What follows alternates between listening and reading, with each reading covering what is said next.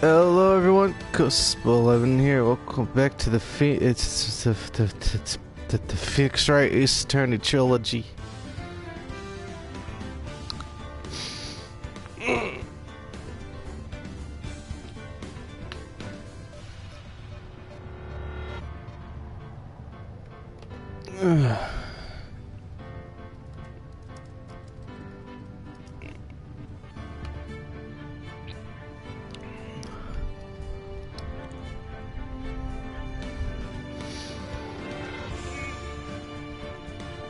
Don't mind me, just gonna get my stretches up the way.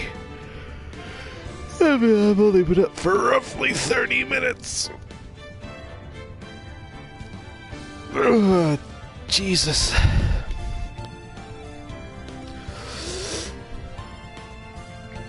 I would have started a little bit sooner, but first I had to let my PS4 update, then I had to let another game update, and then it tried to give me trouble. So there was a very big possibility that my stream cuts out before I am done.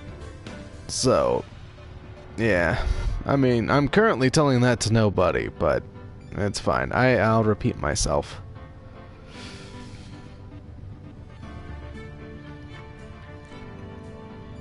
Okay. Yes, I would like to load the save data.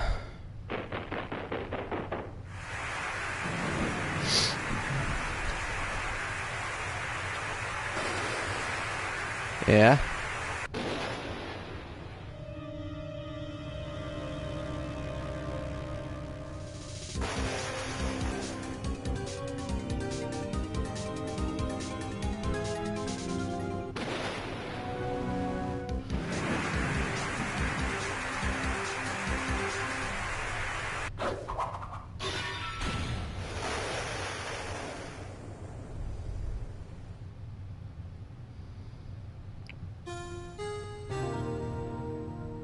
Okay.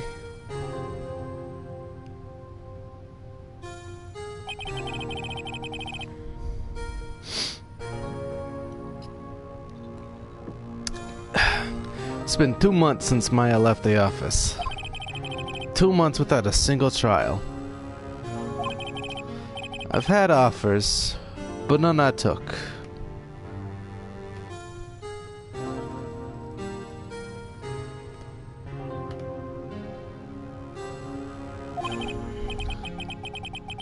That is until the That is until the day that girl showed up. February 22nd, 10:02 a.m. Wright and Co. Law Offices. Why do I come here to the office every day? It's not like I want to work. There you are, finally. Where have you been? My sister's trial is tomorrow. Who are you? It doesn't matter who I am. It only matters who you are. The famous defense attorney, Mia Fey. Oh, you're not Mia Fey, are you? I'm sorry, but Miss Mia Fey no longer works here. So you are the coffee boy? I'm Phoenix Wright, defense attorney. Right. Wait. You're the Phoenix Wright? The Phoenix Wright from the Edgeworth murder case? Yes, that's correct. It wasn't Edgeworth who was murdered, though. That's a relief, then. You're better than nobody.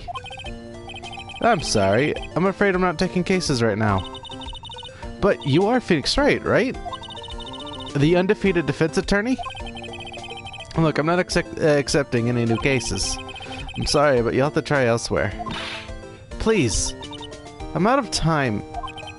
But please, you have to help. It's my sister.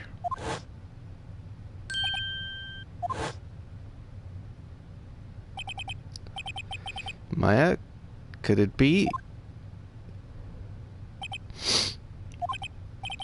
Okay, I'll hear you out. Really?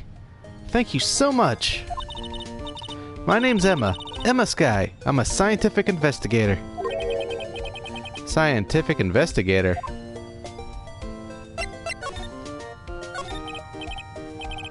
Emma, was it? So you're a scientific investigator? Yes, that's right. Is something wrong? No, it's just you seem kind of jumpy, or maybe just young? Young? I'll be 16 years old this year. Oh, I see. Wait, only 16? I'm set to be formally assigned to forensics in 3 more years. My work is becoming quite well known, at my age no less. So what exactly is your current position then? Well, legally speaking, I guess you'd call me an 11th grader. But I'm ready to do my job, at my age no less. Great, another future professional in training. So what's this about a case? You said the trial's tomorrow?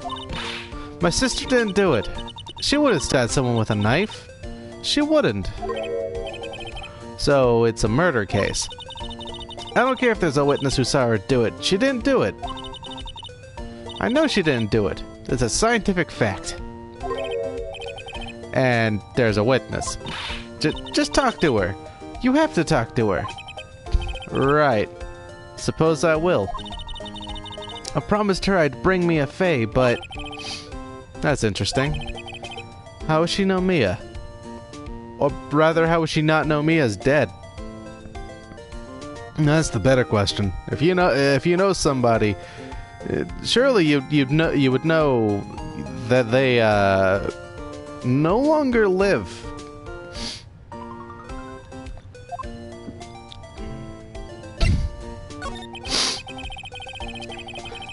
So you want to be a scientific investigator when you grow up, then? Excuse me? I'm not a child, I'll have you know. Still, it's good to have a goal, albeit a very unusual one. I believe investigations should be done scientifically. Don't you? Yeah. Sure can't fault her for a lack of enthusiasm. If this case is handled scientifically, I'm sure my sister's name will be cleared. No. Let me explain, right? Let me explain myself.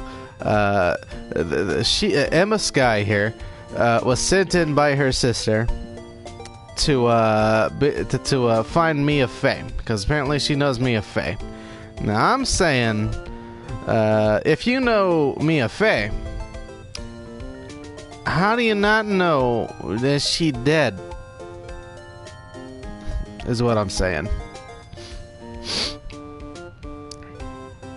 I mean, I'm pretty sure the case was in the news, considering how big it was. I mean, obviously they could just not watch the news, but given what I believe I remember what the sister's profession was, I find that hard to believe.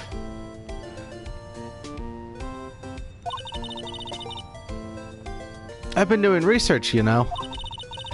I'm developing a new scientific method of case investigation.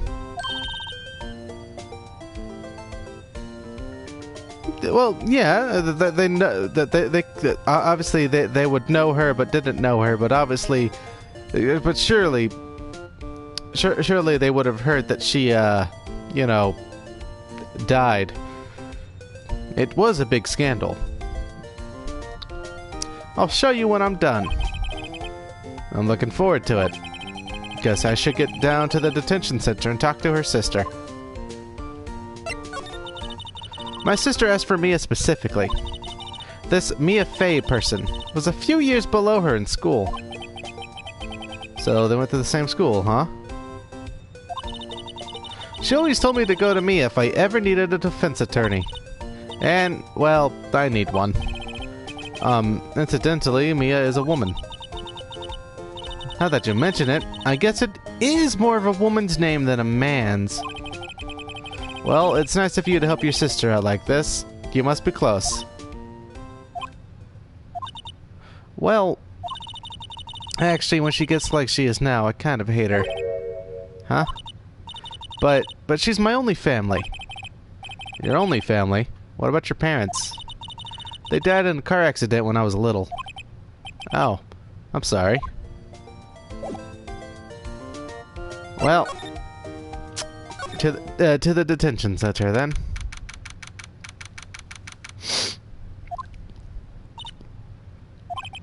I wonder what's wrong with Emma. She got quiet all of a sudden as soon as we arrived. Guard, I thought I told you I didn't want visitors. Sorry, ma'am. It's just your sister. No excuses. But did you not want to raise this here, Understood, ma'am. What was that about?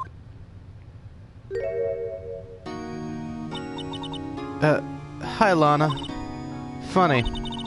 I seem to remember specifically telling you not to come here.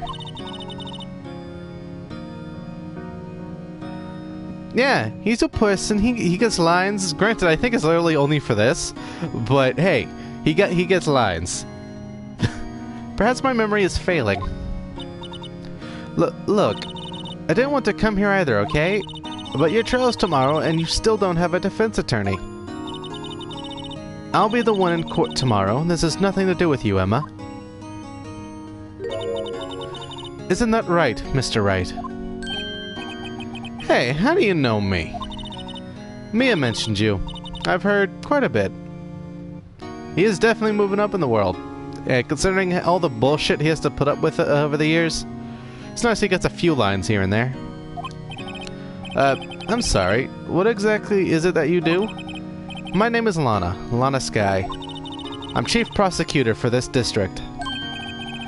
You're a prosecutor? Two sisters, one a lawyer. Could this be a coincidence? Emma, Lana. I mean, they're just like... Is something wrong, Mr. Wright? Nah, Phoenix is just having the weirdest fucking case of deja vu. It's fine. There's something you should know from the start. Which is... The suspect in this case has confessed to the crime. Huh? But wait, but the suspect is... Yep, back at it again with this lawyer bullshit. Me. I did it. Well, Mr. Wright? Well, why don't you begin by telling me exactly what happened? The crime took place yesterday, February 21st at 5:15 p.m.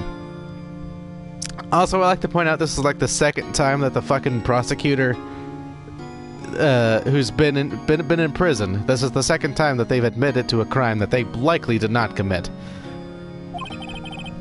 That's quite specific. It was in the witness's deposition. A witness clearly saw me committing the crime. That was a bit of bad luck, wasn't it? The crime took place in the underground parking lot at the Prosecutor's Office. The body was found in the trunk of my subordinate's car. The Prosecutor's Office, huh? In your subordinate's car trunk? Classy.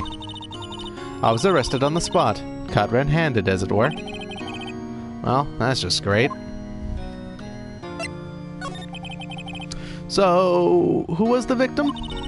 An investigator with the police department. I suppose the correct term is detective. A detective? Death was due to a loss of blood. He was stabbed once in the stomach. By you? Death wasn't immediate, but the wound was fatal. I see. Allow me to repeat myself, Mr. Wright. The victim was a detective. You know what that means, don't you? Uh-oh. What? Mr. Wright, what does it mean? Well, it means... The police department will consider it a matter of pride to have me found guilty. They will use any means at their disposal to do so. This case gets worse and worse with everything I learn. So, you're the chief prosecutor? That is correct. I'm responsible for overseeing every trial handled by prosecutors in this district. I make sure the prosecutors have what they need to do the job and manage every aspect. Those are my responsibilities in a nutshell. That's an awfully large nutshell. Yeah? Yeah. Still, I'm a little surprised. Yeah, she seems a little pessimistic. I mean, I can relate, but she does seem a little pessimistic about all this. I would think you'd recognize the district's chief prosecutor, Mr. Wright. Huh? In fact, it seems impossible you wouldn't. Lana? What happened to your hand? Oh, this? I cut myself by accident. When I stabbed him, that is. Huh? I'm not very good at being a criminal, I suppose. How am I supposed to defend this? Time to change the subject. Wait, she was in the class ahead of Mia, wasn't she? You were in school with Mia, correct? A few years above her?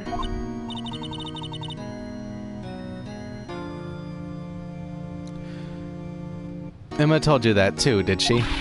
Well, why not? I did drag him all the way here from his office. Although it seems he has very little in common with Mia. Hey! It was in law school.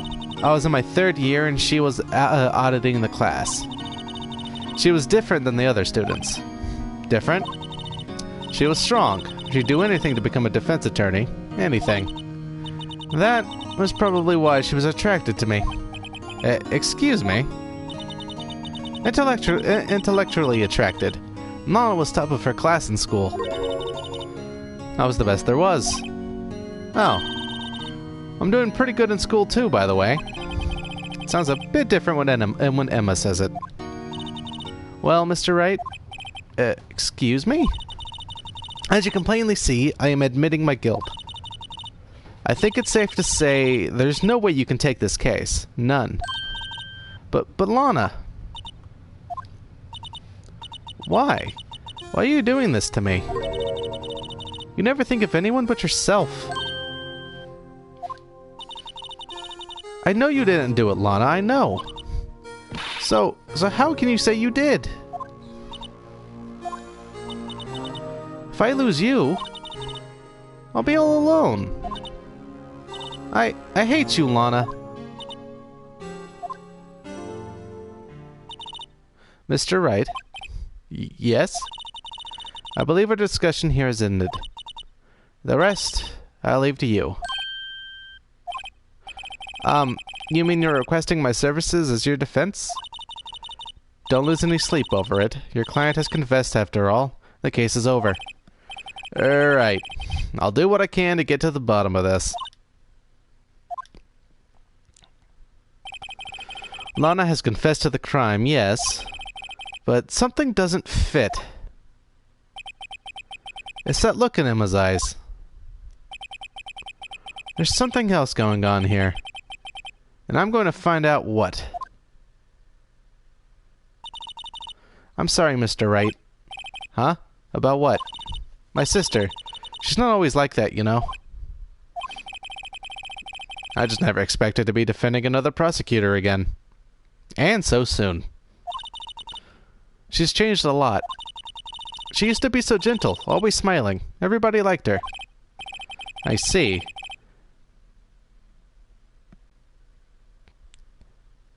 Well, this is one of the more... this is probably, aside from the last case, probably the most popular case from the first game. Granted, it was added after the fact. So there's a chance you've seen at least a few characters from it. I see. Sorry, but I'm having trouble imagining that. What happened to her? I don't know for certain myself. I think maybe she... well, maybe not. Sounds like there's something there that defies a simple scientific explanation. Let's go check out this underground parking at the Prosecutor's Office, shall we?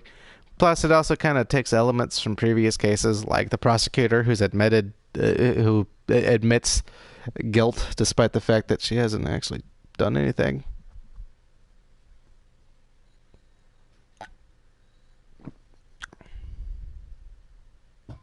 Well, yeah, to become a prosecutor. When you become a prosecutor, for some reason, you have to be an asshole. It's not up to me. That's just from fucking evidence from all the prosecutors I've had to deal with. Let's go check out this underground parking that the prosecutor fucking shit. Let's go check out this underground parking at the prosecutor's office, shall we? Okay.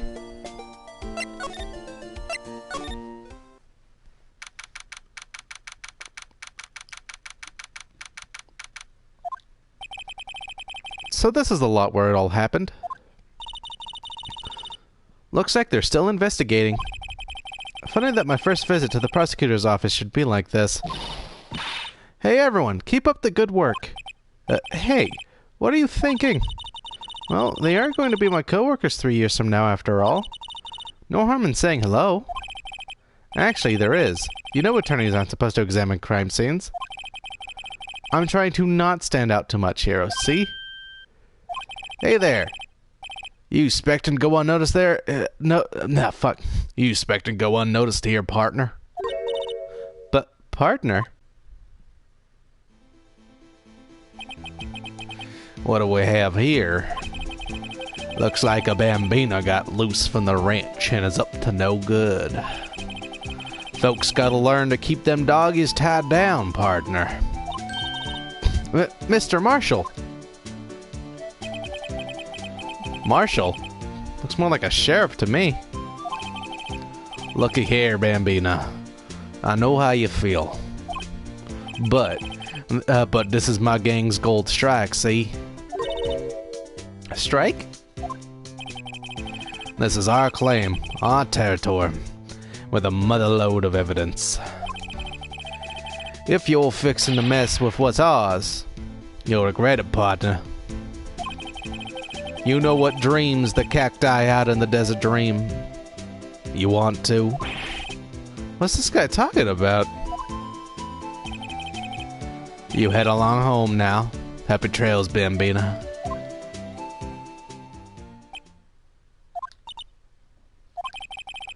Was that a hombre, a friend of yours? Kind of, sort of. Yeah, he's a detective. Who thinks he's a sheriff from the Wild West, it seems.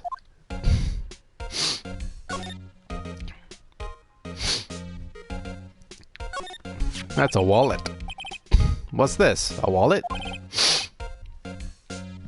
Excuse me, officer. Wait, what are you doing, Mr. Wright? What am I doing? I just found this wallet, so I'm handing it over to the police. You know, that is a very good question. Wait, never mind. He's a detective. That's why he's there. I don't believe it. This is real basic. Anything at a crime scene is evidence. Let's be scientific about this, please. Just put it in your pocket. How's that scientific? Sounds like theft to me. I'm called to duty already, at my tender age. Here, I'll teach you the trick to examining evidence in detail, okay? By the way her eyes are sparkling, I can tell she's been waiting for this. Okay now. Look at the court record. Oh, Jesus Christ. You have to be sure to examine evidence carefully on all sides. Now, let's start examining from every angle. Oh, look! I think there might be a clue here. You should check it out with a press of the X button.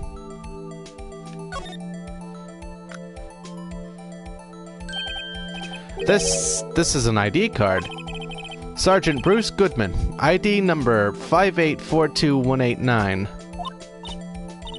See? Well, isn't scientific investigation useful? I guess, though I don't see what science has to do with it. Yeah, I kind of just opened the wallet. Let's be sure to examine every piece of evidence we find.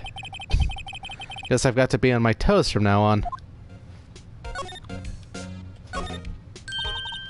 Look, a door. This must mean something. I'm not sure that doors mean anything. No, it won't open. A mysterious lock. I failed to see what's mysterious about it. Mr. Wright, you need to learn to enjoy life more. Let's finish our investigation first, shall we? Aha! A ladder. That's a step ladder. What's the difference? It's scientific terms, please. In scientific terms, please. Scientific, huh? Look at the basic nature of things, Mr. Wright. This all seems so horribly familiar somehow. Okay, that's not... This is where the cars leave the lot? This is where the cars leave the lot. The arrow on the ground makes it look more like an entrance. What are you talking about? It's plainly an exit. Well, maybe it's both. Kind of a dual purpose. Aha! The theory of relativity. What? I've got to write this down. Ah! Hey, Mr. Wright. Maybe you know. Was Mr. Relativity German? Or was he British? Mr. Relativity? Are you sure that was his name? I can't remember. It was either... I'm pretty sure it was like... Ah, shit, I'm drawing a blank.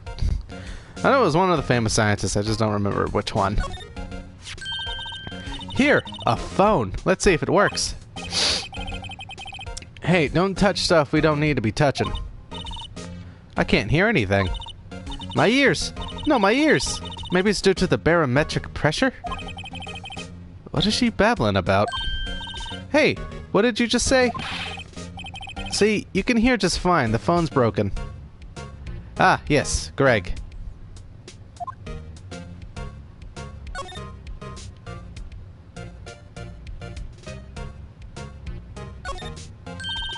Well, no time to waste. Let's get hunting for clues. I wonder what this is. Well, partner, looks like you got no intention of going home quietly. The sheriff. Like I said before, this here's our claim.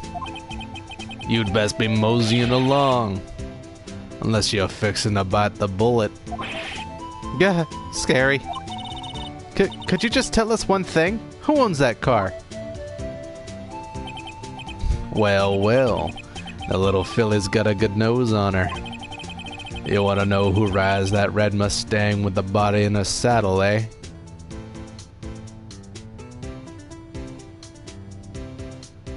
Ah, I see. Please. No problem, partner. But time for vittles anyway. Get yourself to the saloon up on the 12th floor of the Prosecutor's Office. Might just find you a cerveza you like. Prosecutor's Office? What does this guy think he is? And when, for that matter? Note to self. Look up Vittles, Saloon, Cerveza. Maybe we should check out room 1202, the High Prosecutor's Office.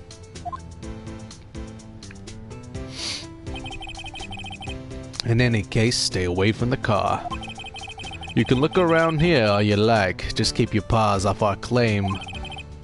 Right. Great. Great. Maybe there are some clues around here, Mr. Wright. Let's check it out. Excuse me? Were you two all set? Us?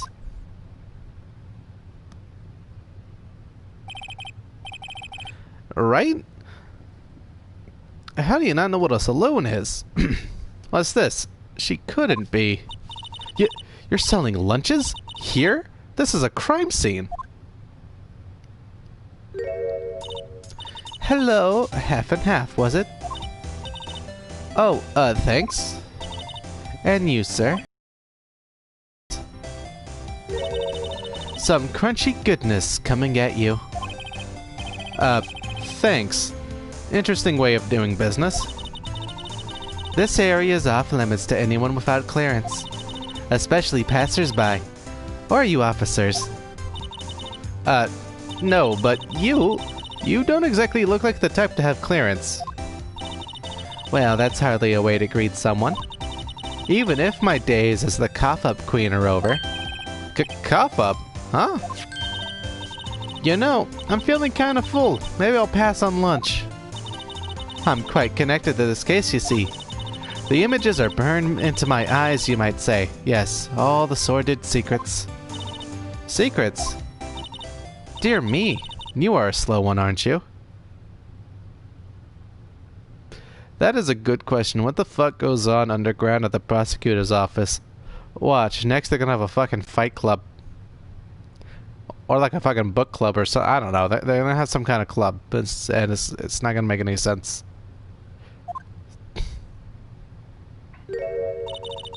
I'm referring to the murder. The stabbing of that detective. What? A witness clearly saw me committing the crime. You mean you're the witness my sister was talking about? Please, cough up, Queen. Tell us what happened. The name is Angel Star. Don't you go forgetting it. Yes, a fight book club. That's what goes on down here. And before you know it, I'll have you whimpering at my heels. Yes, ma'am? Yikes, she means it. Somehow, I knew. Yesterday was a day of destiny. I knew something was going to happen. Just like I know that the daily special on Friday every week is salmon. Destiny. Was yesterday special for some reason?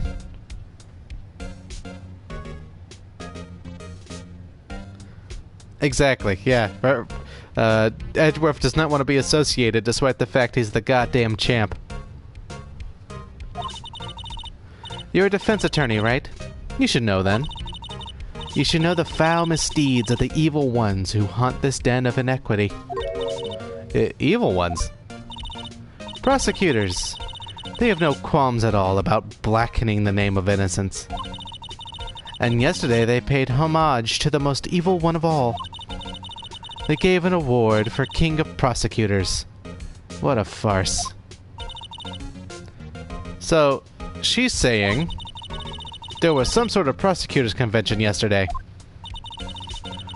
I was almost compelled to lace their lunches with something foul. Do you have a personal grievance against prosecutors or something? Or is this some kind of scientific evidence of this, evil? Young miss, mock me at your own risk. You'll soon find out why they call me the cough-up queen. Ew. The most heinous of all the evil ones, the one they awarded yesterday. It was in his car that they found the body. Proof that he devours the evilest lunches of all. Really, what? I'm totally confused. One thing's clear. This lunch lady has a thing against prosecutors. So, what exactly was it that you witnessed, Miss Starr?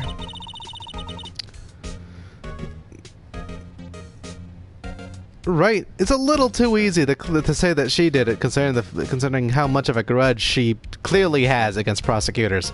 It was a fascinating spectacle, to be sure. I now feel I know what they say when they talk about a woman's wrath. To see Lana Skye wield that knife so... Her knife flashed in anger, bringing him to a sad end. It was truly a sight to see. You mean you saw the very moment of the crime?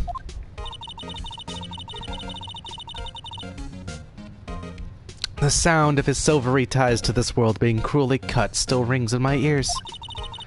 And the rhythmic beat of Lana Skye's knife. Wait a second, you know Lana Skye? Of course. That's quite a feat, becoming chief prosecutor. How many lunchboxes of sin does she pack to make that journey, I wonder? She always travels light. Now, why would this pretty lunch lady know the chief prosecutor's name? Could we ask you a bit about yourself, Miss Starr? I come here every day to sell lunches. I import only the freshest and best from the Far East. For some reason, the box lunches are a hit here. Why not make the lunches here rather than import them? Did you say something? No. Only true connoisseurs can understand. The kind you can only tell someone who has tried General Tso's Trilobite lunch set. Never mind. You win. I don't even want to appreciate part of a Trilobite's flavor. Anyway, I come here every day to sell lunches. My boyfriend works in the security room here at the Prosecutors Office. Your boyfriend?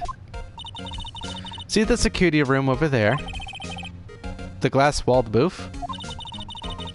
I sell my lunches, and, since I'm here anyway, I drop in to see him. Since you're here anyway, I guess selling lunches is more important than romance. Right? I'll just take fucking rice. I don't need anything extra. So, to scientifically analyze the data available so far, you, Miss Star, are a lunch vendor with an ulterior motive for coming here. Useful analysis. Not. Did you have a bad experience with the prosecutor, Miss Star? I sense some hostility. Hostility? Huh. Perhaps. Prosecutors are all alike. And the bigger they get, the worse they smell. Kind of like 10-day-old clams in the chowder. I wonder if Miss Star was involved in some sort of legal trouble in the past.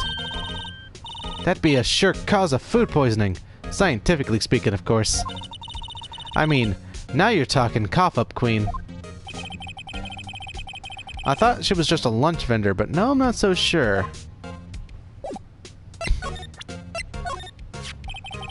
About this card. Lunchland vendors only accept cash, no cards. Especially not a card belonging to someone else. No, this isn't a credit card. It's an ID card. It belongs to a detective. And you're showing showing this to me, the lunch lady. Why? That's like showing a fine honeyed ham to a detective. Why do I always feel like I'm being mocked? 'Cause we always are, Phoenix. 'Cause we always are. A defense attorney must be able to fight. How about you? Do you think you can win? How about tackling Lunchland's Pickle Supreme lunchbox? Wow, it's really crunchy. A box of pickles. Kind of a sad lunch if you ask me. Okay. Gee, I wonder whose office this is. February 22nd, High Prosecutor's Office, room 1202. This is the kind of room that just screams, I can do the job. Yeah, pickles on rice. That's what she's selling. Now, as a culinarian, I say don't knock it till you try it, but I mean, I feel like that'd be a little bit too acidic. However, since she said it was crunchy, there's a chance that she deep-fried the pickles and put them over, and then put them over rice. Kind of weird in my opinion, but I ain't gonna knock someone's lunch. Quite a change from your office, really. Thanks. Look, there's a trophy or something here. A trophy? What, that shield? It takes real nerve to display stuff like this. Whoever's office this is, he must be a real stuck-up jerk. Phoenix Wright. You never tire of prying into other people's business, do you? That voice. Long time no see, Edgeworth. Huh? Ah! Mr. Edgeworth! You know him from somewhere? Of course! I'm his biggest fan. My sister introduced us once and... Right, her sister is the chief prosecutor after all. Well, what brings you here? I'll warn you, I've been known to be a real stuck-up jerk. No, did I? No. It was just Mr. Wright here. Hey, don't blame me. We're just here to investigate a murder case. Murder? A body was found in this nasty bright red sports car in the parking lot. That would be my car. What of it? Wow. Wow, Edgeworth. What? Your car? I'll say one thing. She certainly can scream.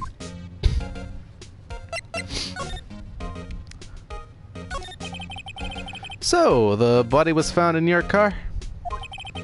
Go ahead, say it right. You think I did it, don't you? After you went through all that trouble to help me last year, no less. No, we don't think you did it. I mean, it was my sister who stabbed him. Wait, no, she didn't do that. I mean... Wait. So you're the chief prosecutor's little sister, then? Yes, sir, Emma Sky. It's nice to meet you again. Now that didn't sound forced at all. Yeah, he smiles. Now I remember. You've really grown. I'll admit, it was a surprise for me, too. To think that my own car would become the scene of a murder. More surprising still, I'm being forced to prove my superior's guilt. I can understand. Wait, what did you say? Lana Sky is the chief prosecutor, the top prosecutor in the district. She can't prosecute herself, so I'll be the prosecutor at the trial tomorrow. You? Mr. Edgeworth? To be honest, it's a bit of a miracle I'm still here at all. What do you mean? Rumors. You've heard the rumors about me, haven't you? Miles Edgeworth. It's hard to remember a time when there weren't rumors about this guy. Forging evidence, arranging false testimony, illegal searches, you name it. Thanks to you, my innocence was established in the trial at the end of last year. However, there are some who say I'm the one responsible for the current incident. What? That's crazy. Some people need very little excuse to think ill of others. It's a fact of life. Impossible to stop. But some of them even go so far as to present me with toys like this. They think it's funny. Toys? That bronze shield? There's got to be a story behind that one. No, Maddox, there is no tension here. Chief Prosecutor Sky, yes, we first worked together on a case 2 years ago. It was my first big case. That's right, I remember. 2 years ago, I wasn't even a lawyer yet. Since then, I always felt that she was looking out for me. It appears I was mistaken. Mistaken? Why? I mean, I know she's not the warmest person, but I'm sure she felt some responsibility for you. Then, why? Why did she stab someone in the trunk of my car? Not only that, she stabbed him with my knife. What? Mr. Edgeworth, your knife was the murder weapon? Why do you have a knife? Like, just, let me just get out of this way. Like, fucking Edgeworth, that does not look like the kind of knife one would just naturally have. Like, if it was like a fucking pen knife, that'd be one thing. But like... Yes, Katana? Yeah, he's a prosecutor.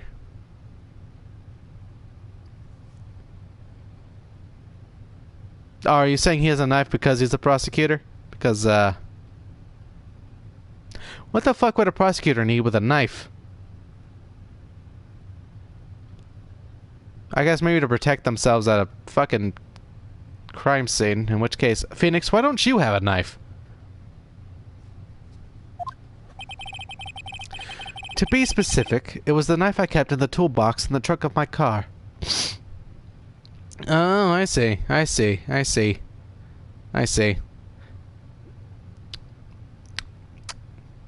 Fair enough, then.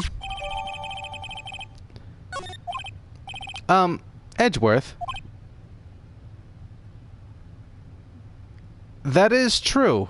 That is true. We did just encounter a lunch lady who's hostile towards prosecutors. They need to protect themselves. What?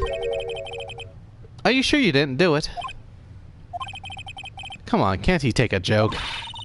You have a strange sense of humor, Mr. Wright.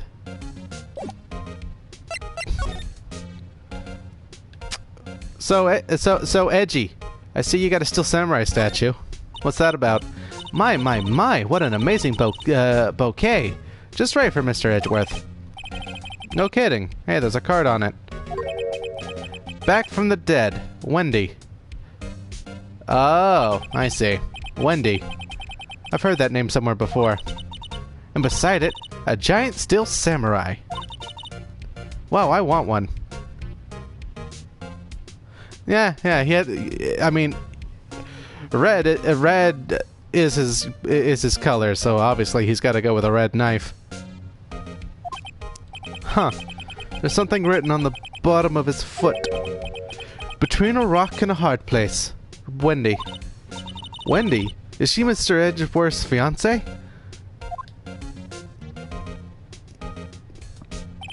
I don't think so.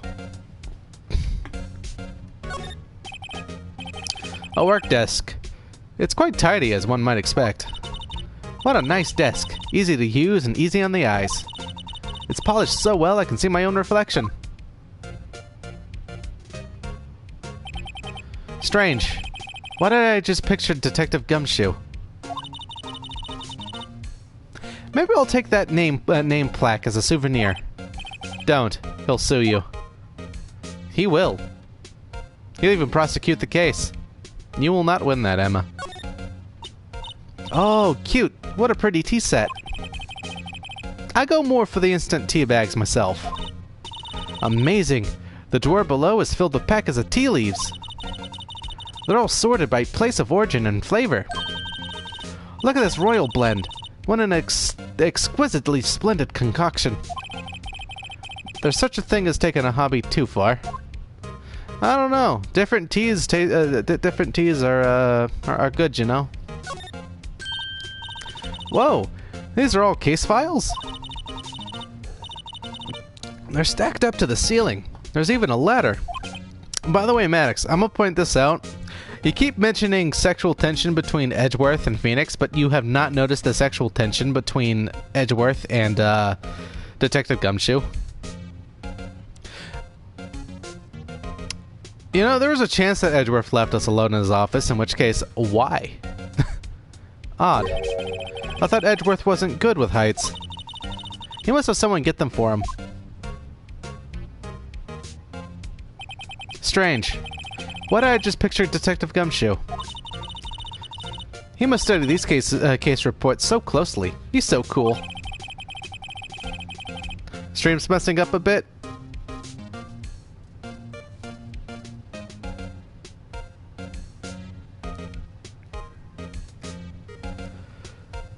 Well, let me know when it seems to have stabilized.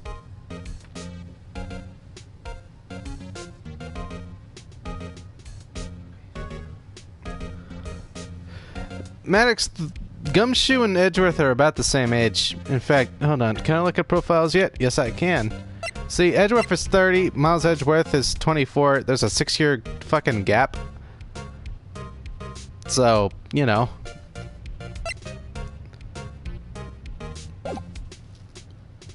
You wouldn't say that if you saw him sweating bullets up on that ladder.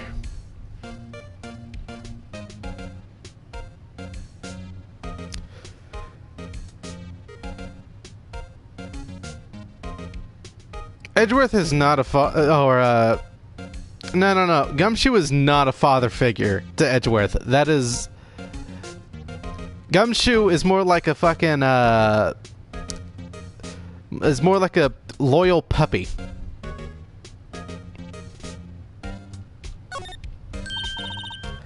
Hey, a chessboard. I'm not too up on my chess, but it looks like blue's in a bit of a tight spot. The red knights have surrounded the blue pawn. Huh? Those horses are mounted knights. Their swords have really sharp edges. And check out that poor pawn. His head is kind of spiky. Kind of reminds me of you. Mr. Edgeworth must be an avid chess player. What's wrong, Mr. Wright? Edges, surrounding a pawn with spiky hair. Nah, it's nothing.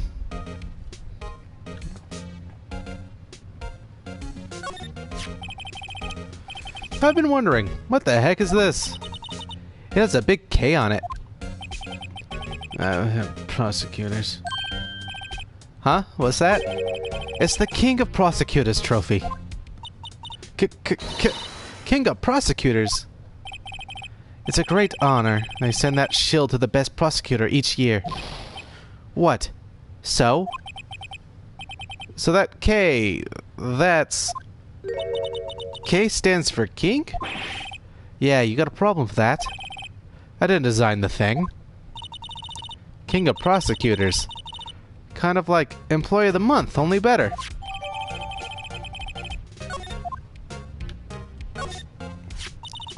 So that's the King of Prosecutors shield, huh?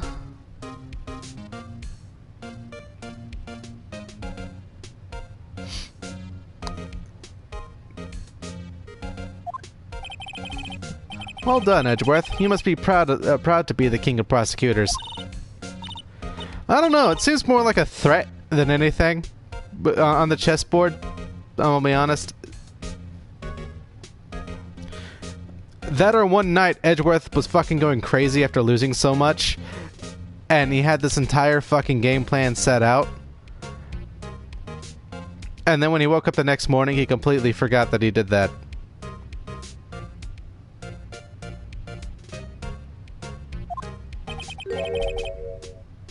I know you're being sarcastic, and now I'm saying Edgeworth did it when it did it in a bout of with a bout of insanity. Please stop saying that. That still doesn't explain one thing. Why is the tip of this shield broken off? Wow, this jacket is even lacier than his usual ones.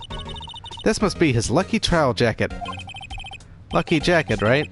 I've never seen him wear it. I'm sure there's a story behind why it's in a frame. Maybe I'll be naughty and take a picture. She's getting way too excited about this.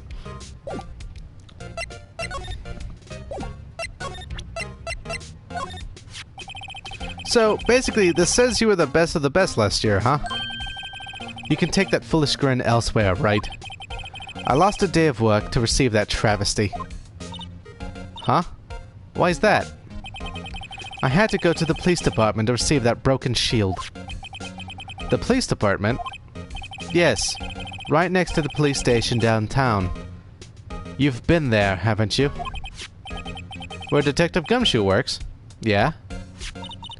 I was wondering something about your shield. Why is it broken? What does it matter? I've got more important things to worry about. Oh, right. He doesn't seem too concerned about this award, for better or for worse. Yesterday was a very busy day for the Prosecutor's Office. Maybe we should ask him more about yesterday?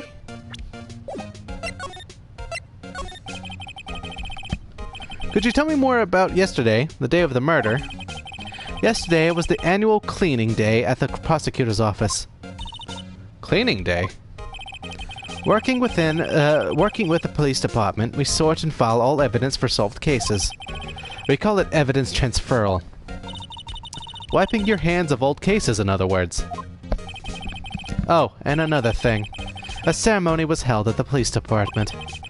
There's an annual review and awards for outstanding police officers and prosecutors. And that's when you got the shield?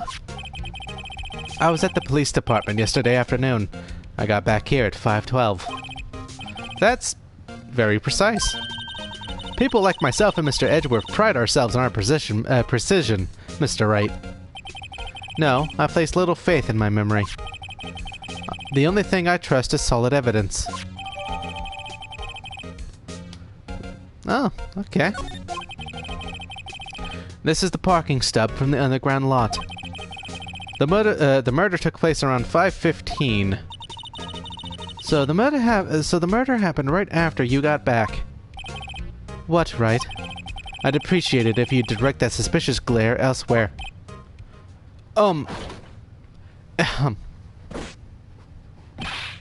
Excuse me, but is Mr. Edgeworth, anywhere on the premises? I'm Edgeworth. What is it? I'm here, sir, at the request of the chief, sir. I've got your report, sir. Report? What? Did they find new evidence in the case against Chief Prosecutor Sky? I don't like the way this conversation is going at all. Sky, sir! No, sir! No name of that kind, sir! Not in this report, sir! I think I just heard Edgeworth's lid blow. Mr. Edgeworth's lid isn't on very tight, is it? I made a clear request to the police department, did I not? I need to focus on the trial tomorrow, so don't bring me anything unrelated. Sir, but sir! I'm just following orders, sir! They told me to bring this to you. I wasn't aware of the particular... Give me your name. Yes, sir. Meekins, sir. Officer Meekins. Right. Officer Meekins, take your report and leave.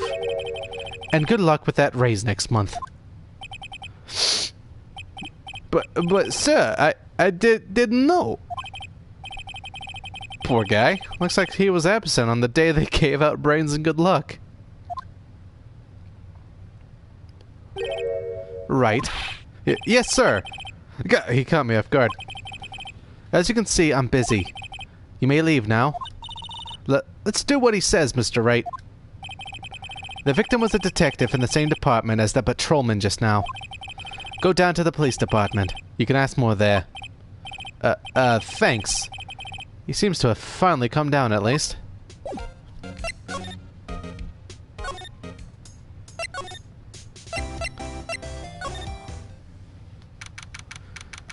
February 22nd, Police Department entrance. Whew, we're finally here. Why would they put the police department so far away from the prosecutor's office? Beats me. That took almost 30 minutes by taxi, and traffic wasn't even that bad. The police department, huh? I've only ever been to the criminal affairs next door. Hmm? Hold on, what's that?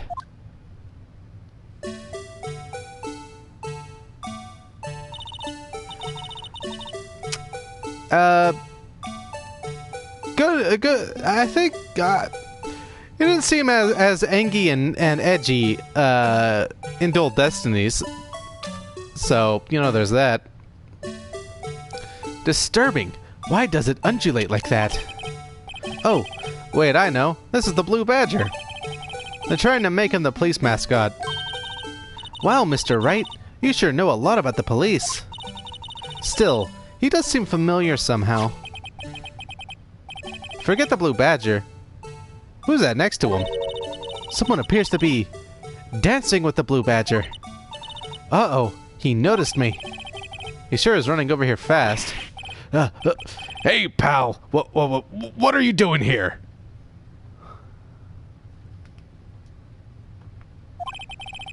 That's my line, Detective Gumshoe. Specifically, why were you dancing over there? What? Well, at least he doesn't seem to be busy. This is our chance to get information. Hey, I'll have you know I'm a very busy man, pal. I'll give you one word of advice, pal. You'd better not agree to defend the suspect in this case. Well, why not? Huh? Well, it's just that the chief prosecutor has confessed to the crime. She says she summoned the detective to the prosecutor's office and she killed him. But what if she's not telling the truth? Yes, well... No, come on, pal. There's plenty of evidence against her. But what if the evidence was faked? Hey, pal. Can I speak to you for a second? Huh? Me? Why is this little girl so peeved at me? She's a relative of the suspect. She's Alana Sky's sister. Whoa! The chief prosecutor's little sister? Just please investigate this case carefully, okay? Scientifically. Yes, sir. Oh, by the way, You might want to keep your voices down. You don't want to be overheard using words like faked. Huh? It's a sensitive issue with us these days. So, what are you doing here, Detective Gumshoe? Me? Oh, well, nothing really. They kicked me out of criminal affairs. Detective Gumshoe, what did you do this time? What do you mean this time? Then what happened? I know things are busy right now. I mean, with my sister's case and all. It's true. We've never had a chief prosecutor murder anyone before. Only the highest ranked people are being led into criminal affairs now. The lowest ranking guy in there is our chief of detectives.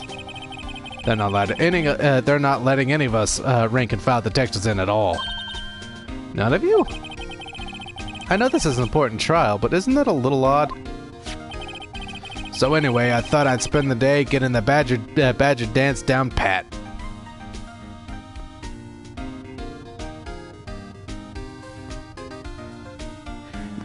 Yeah, it is fair for it to be a taboo subject here.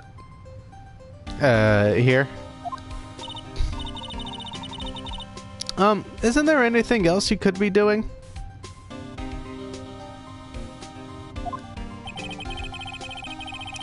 The chief of police himself is directing this investigation, pal.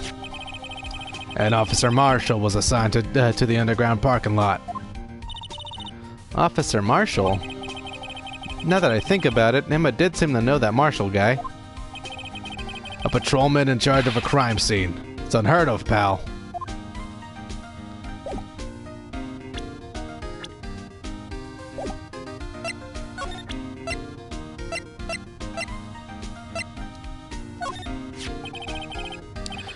Detective Gumshoe, what can you tell me about this?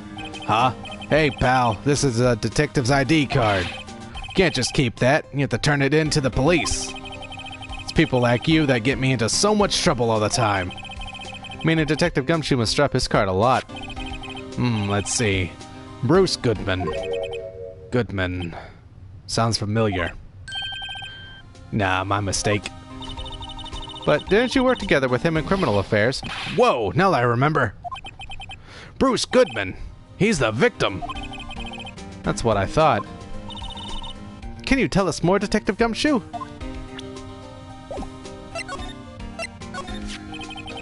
So, this ID card belonged to the victim. It was a detective like myself. Detective Bruce Goodman. Don't you think it's strange? I mean, why would the victim's ID card be lying on the ground where we found it? Well, Detective Goodman should have been at the police department yesterday. There was an evidence transferal for a case he handled 2 years ago. Evidence transferal? Mr. Edgeworth mentioned that too. But Detective Goodman was killed at the Prosecutors Office. Well, that's the thing. It's hard to say this, but word is that Chief Prosecutor Skye called him out there to the parking lot. And Lana's confessing as much.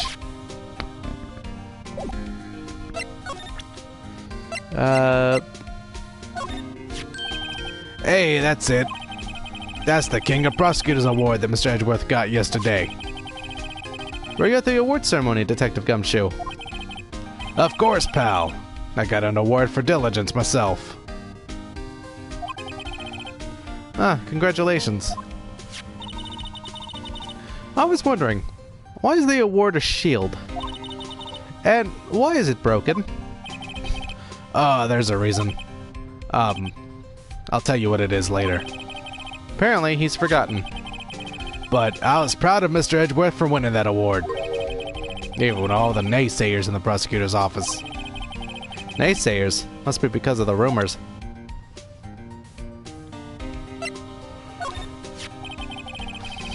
Found in Mr. Edgeworth's car, stabbed with Mr. Edgeworth's knife, huh? What would drive Chief Prosecutor Skye to do such a thing? Well, wait, I mean, sure, of course someone else really did it. Someone who must have, Someone who must have a grudge against Mr. Edgeworth. The car and a knife do seem a little too well organized to be a coincidence. Poor Mr. Edgeworth. What could have happened? We'll have to find out a little more about what's going on with Edgeworth.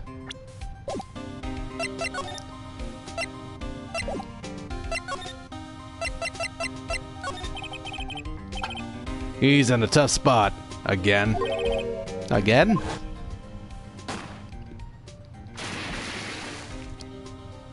Edgeworth does indeed need a break.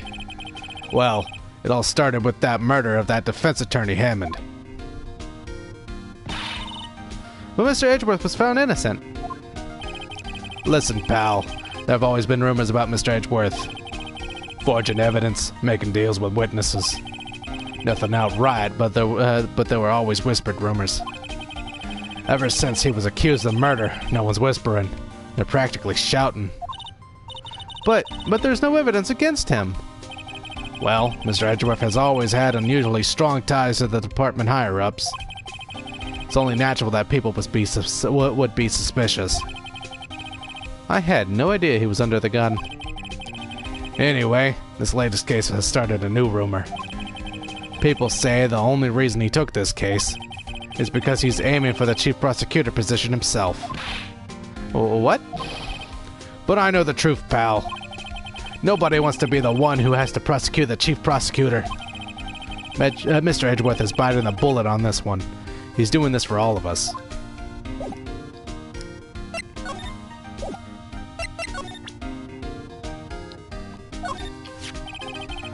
Detective, here's my attorney's badge. You show this to me every time we meet, pal. Real men show their police badge. Enough said. I wish I had a badge. Even an ID card would be nice. Wait. Speaking of ID cards, I found that I already did that. I already did that start. Okay. Well.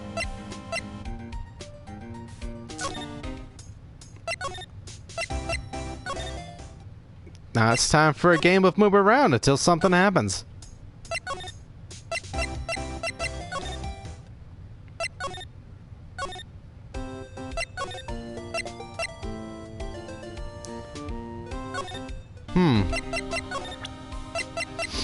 I presented all I could. I've talked about... Guess I gotta examine. Right. I was wondering about that. What? The Dancing Blue Badger? It's my masterpiece. You made this, Detective Gumshoe. The chief threw together some designs and I just did my thing, pal. Nice work. It's battery powered, so it can go anywhere. Okay, even if the design is a little off, gotta admit, the fact he managed to make make it move is actually pretty impressive. There's no switch, so it just dances until the batteries die. Poor Blue Badger, fated to dance until he drops.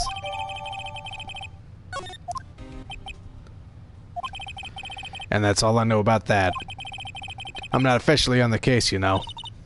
Thank you. Why aren't you handling the case, Detective Gumshoe? We met the guy who is... What was his name? The guy in the parking lot? That'd be Officer Marshall. He was appointed directly by the Chief of Police. Officer Marshall. Is he some kind of Wild West sheriff or something? No. Jake Marshall's just a regular officer. From West L.A. For a moment there, I wasn't sure. Look, pal, let me try to make things a little easier for you. Show them this, and they'll let you examine the crime scene. Maybe.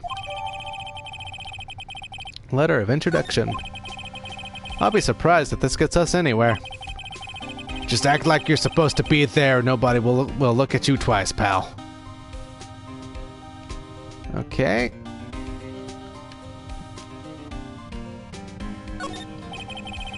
Look, that patrolman is saluting the other guy. He must be a detective. And then I said, hey, you do that, your soup will get cold, buddy.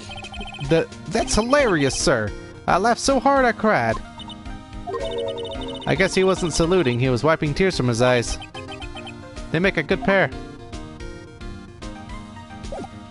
Okay, now I just gotta move back onto here. Yes.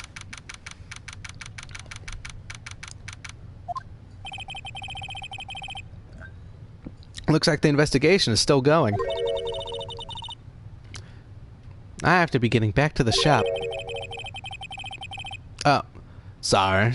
Sorry, looks like I'll be stuck in this pit till the sun sleeps. I'll see you in my dreams tonight then, baby. Oh, still here? Hello? Why the surprised looks, didn't I mention? I've got a boyfriend in criminal affairs, too. What happened to the security guard? Hey, what's wrong, Bambina? You're looking like a dog, like a doggy that's lost its herd. That's lost its herd. Jake Marshall. Strange guy to be put in charge of a crime scene.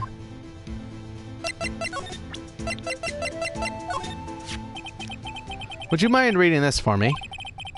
What's this? I warn you, fan letters to me go right to the spittoon. It's a letter of introduction from Detective Gumshoe. May we investigate? Gumshoe? That old cow dog. You holding a birthday party or something? Huh? Look, where it should say letter of introduction, it says invitation. I think you just miswrote it. Wait, why am I getting all defensive here? No worries. This proves it's from Detective Gumshoe, better than a blood test. Guess I'd better let you in then. Thank you, Officer Marshall. Oh, that's right. He's a patrolman, not a detective. Which reminds me. Hey, wait a second.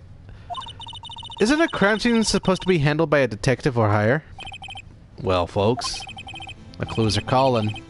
Welcome to our gold strike. Be like the settler. Strike out for lands unknown. Manifest destiny. That's half a hootenanny. Note to self. Police investigations are like settling land. Well, Mr. Wright, what do you say? I say I won't be needing this anymore.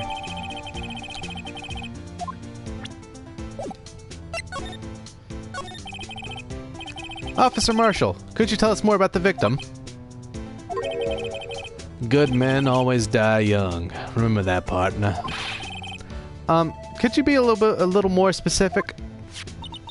Bruce Goodman. He was a detective, right? Well, well.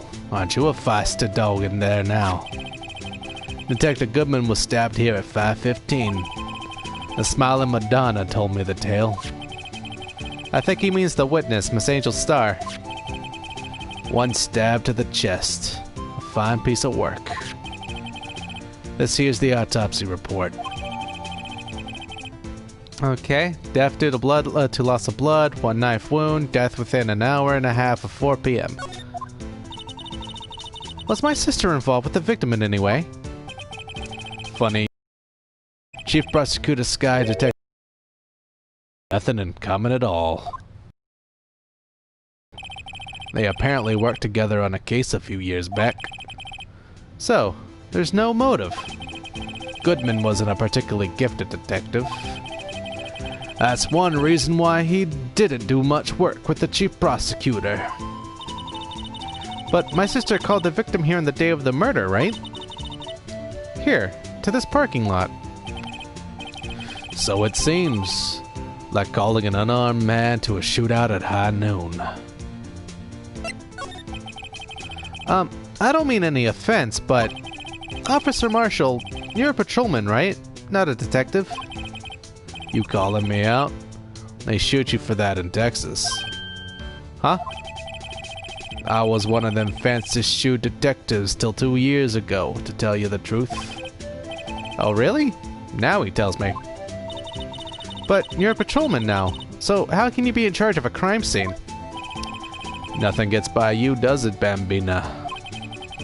So why are you in charge? No reason. We're just short on hands right now. I'm keeping an eye out in the meantime. That's odd, though. Detective Gumshoe was saying he had nothing to do. Nothing important, at least. He's nothing but a sad old cow dog. I can't find his tail. Edgeworth? That cow dog's been kicked out of this cattle's run by order of the chief of police. Just, he don't realize it yet. Detective Gumshoe? Kicked out of the investigation?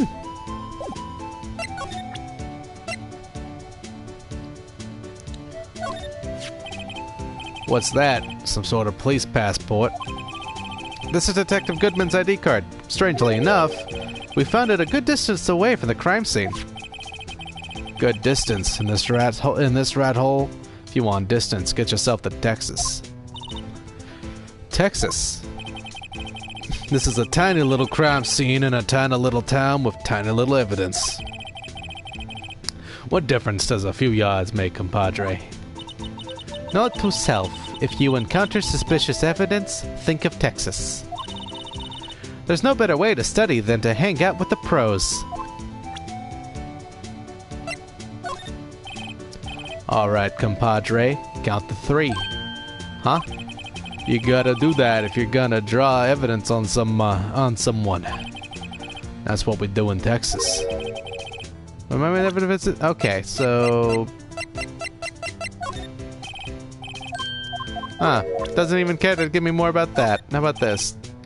Nope, does not give a shit. How about this? Alright, good. 5:12 p.m. The prospector's bright red steed came in at a trot, real slow-like. Trot? My Madonna tells me the crime occurred 3 minutes later. So it seems the chief prospector was lying in wait. Maybe waiting for her prince to ride in on his bright red horse. So what you mean is, the killer intended to use Edgeworth's car all along. Ah, a toy shield. Suits the boy well. What exactly could you shield with that? A toy knight, maybe? Officer Marshall, don't you have anything good to say about Mr. Edgeworth? You don't like him, right? We get the point. You know, when I was a detective, I got one of these. Let me guess. Did it have a K for King of Detectives on it? Hey, they could use the same shield over and over. Note to self. The Prosecutor's Office in criminal fields is surprisingly cheap. You know it. They've gotten cheaper with every passing year, I tell ya. Alright, I already did the knife.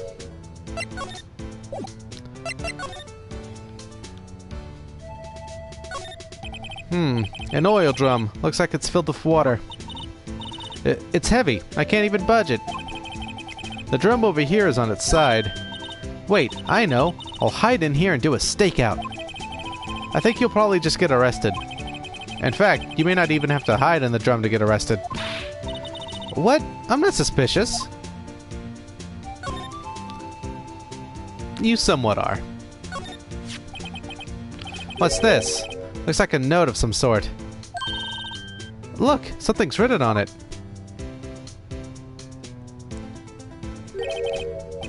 You're right, let's see. 67S122. There's a name printed on the paper above that. Goodman. Maybe it fell out of his pocket when he was killed. Well, so, what does it mean, Mr. Wright? How am I supposed to know? Note to self. For deductive reasoning, go to Edgeworth, not Wright. I'm sure Edgeworth wouldn't know what this means either.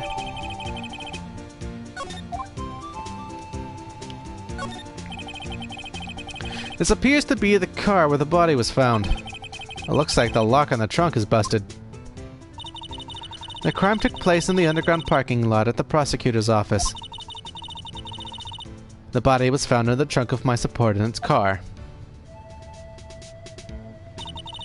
Quite a luxury car. It just screams, I have money to burn. Yeah, prosecutors get the big bucks. This rope, is it... Yep, they laid it in the outline of the victim's body. So wait, The victim must have died when the killer closed the trunk on him. You have got to be the only person I know that would come to that conclusion. This looks like a cell phone. Scientific analysis would suggest this belonged to the victim. I can't think of anyone else it could belong to. What's so scientific about that? Should we check it out? Yeah, check it out. Right, let's check it out.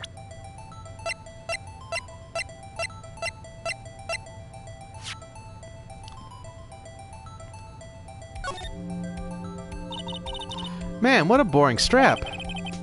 What's wrong with it? Everyone has different tastes, you know. Here, check out mine. It's a pink princess strap. These are hard to come by, you know. I see the series is as popular as ever with the kids.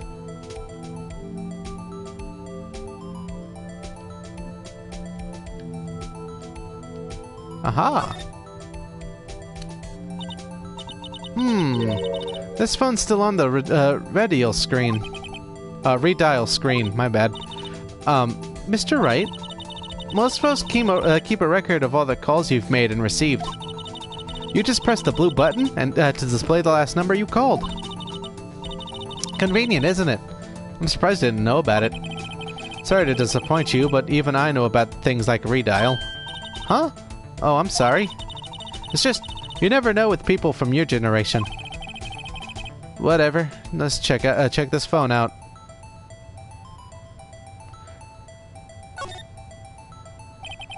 Now, to see who the owner of this phone called last. Note to self.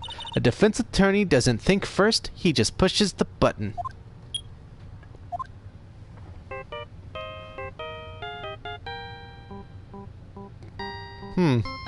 That sounds familiar. Hey, that song. I know that. Hey, what's going on over here? Sorry. I see you, partner. You pressed redial on that there phone, didn't you? Well, yeah. Whose phone is this, anyway? It was on the ground over there. Whose is it? That belongs to Chief Prosecutor Sky. What? It's my sister's? She apparently dropped it when she was taken into custody right after the crime. Look, the last call was made right when the murder occurred. Looks like she was fixing to call someone. Except she only spoke for a few seconds according to this. Who did she call? No idea. Sorry, partner. Now, I got a question for you, partner.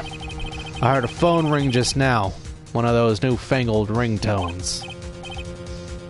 Oh, I'm sorry, that was my phone.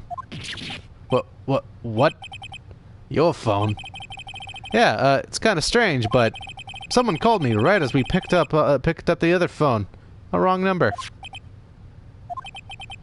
I hope you're not lying. They shoot you for that in Texas, partner. Uh-oh. I've incited the wrath of the Lone Star Patrolman. Okay.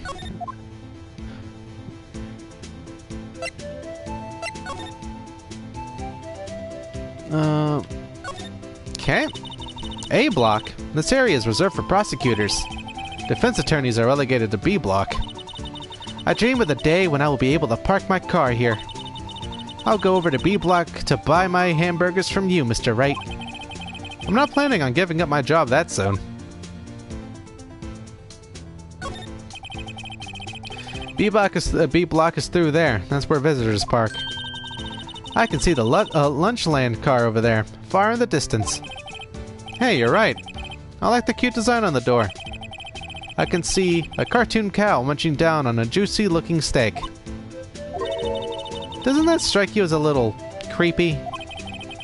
Just don't think too deeply about it and you'll be fine.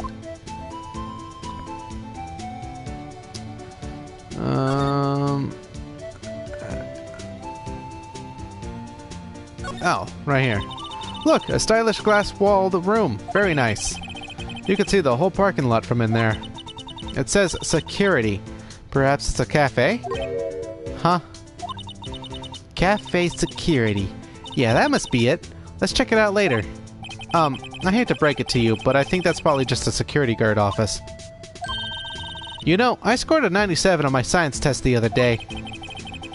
Too bad they don't have a test for common sense.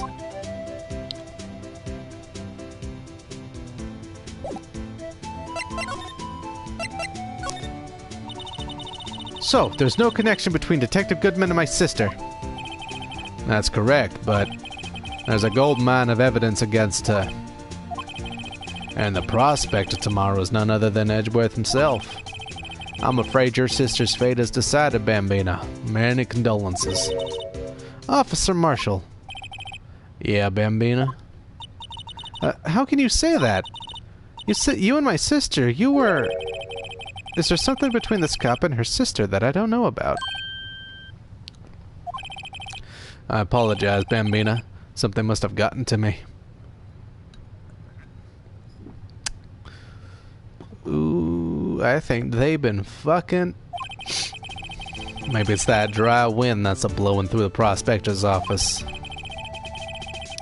Dry wind or ill will? Someone's up to something here. But who? Suspicions about Mr. Edgeworth have been flying around for nearly 2 years now. Forged evidence and raging testimonies, you mean? He was unbeatable because he did whatever it took to win. Unbeatable, that is, till he met you. But rumors are just rumors, aren't they? These are prosecutors we're talking about. Evidence is everything to them. If you follow the rumors about Edgeworth to their source, you find one person. But they're off limits.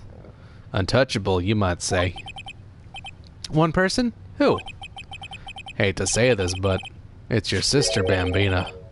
Chief Prospector Lana Sky. What? My sister? Edgeworth couldn't hustle all those cattle by himself. Some people load their guns with bullets. Some people load them with deals. What, you're saying Edgeworth was making deals to win trials? Where there's gunshots, there's bound to be bullets.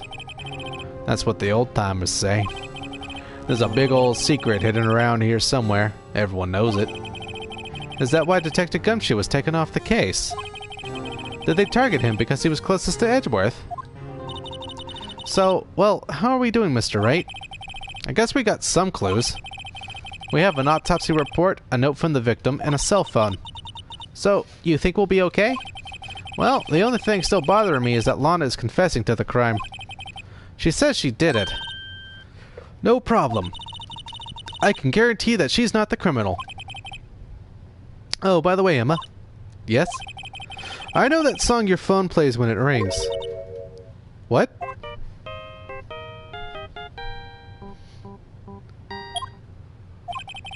It's the Still Samurai theme song, isn't it? That popular TV show. For kids? The phone that rang earlier wasn't mine. It was yours. At 5:18, just after the murder took place. Your sister called you, didn't she, Emma? I'm sorry. Can you tell me what you talked about? She hung up right away. I see.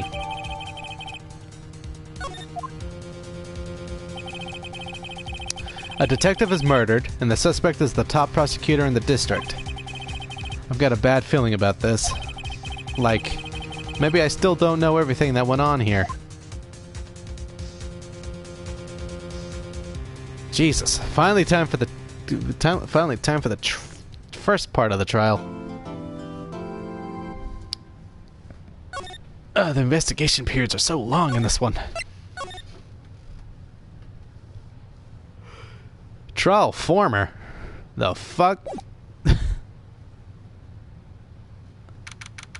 February 23rd, 9:34 a.m. District Court Defendant Lobby number 2. How did the investigation go, Mr. Wright? Frankly, there are still a lot of gray areas. Or rather, the whole thing is one big gray area. Don't worry about me, no matter what the outcome. I'm ready to accept my fate. I believe in you, sis. Mr. Wright, let me offer you a word of advice. Yes? A defense attorney should never believe their client. The defendant is called to trial because they are suspected of wrongdoing. Never forget that. Miss Skye, you remind me a lot of Mia. But there is one decisive difference between you and her. And that is, you're not a defense attorney. I believe it's almost time for the trial. Good luck, Mr. Wright. My first trial without a Fae helping me. No one's going to bail me out this time. I'll be alone in there. So I have to discover the truth all by myself. Let's do it, Mr. Wright. I'll be with you the whole way.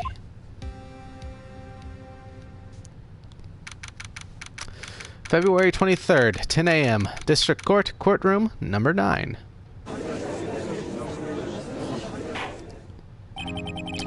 Court is now in session for the trial of Miss Lana Skye. The defense is ready, Your Honor.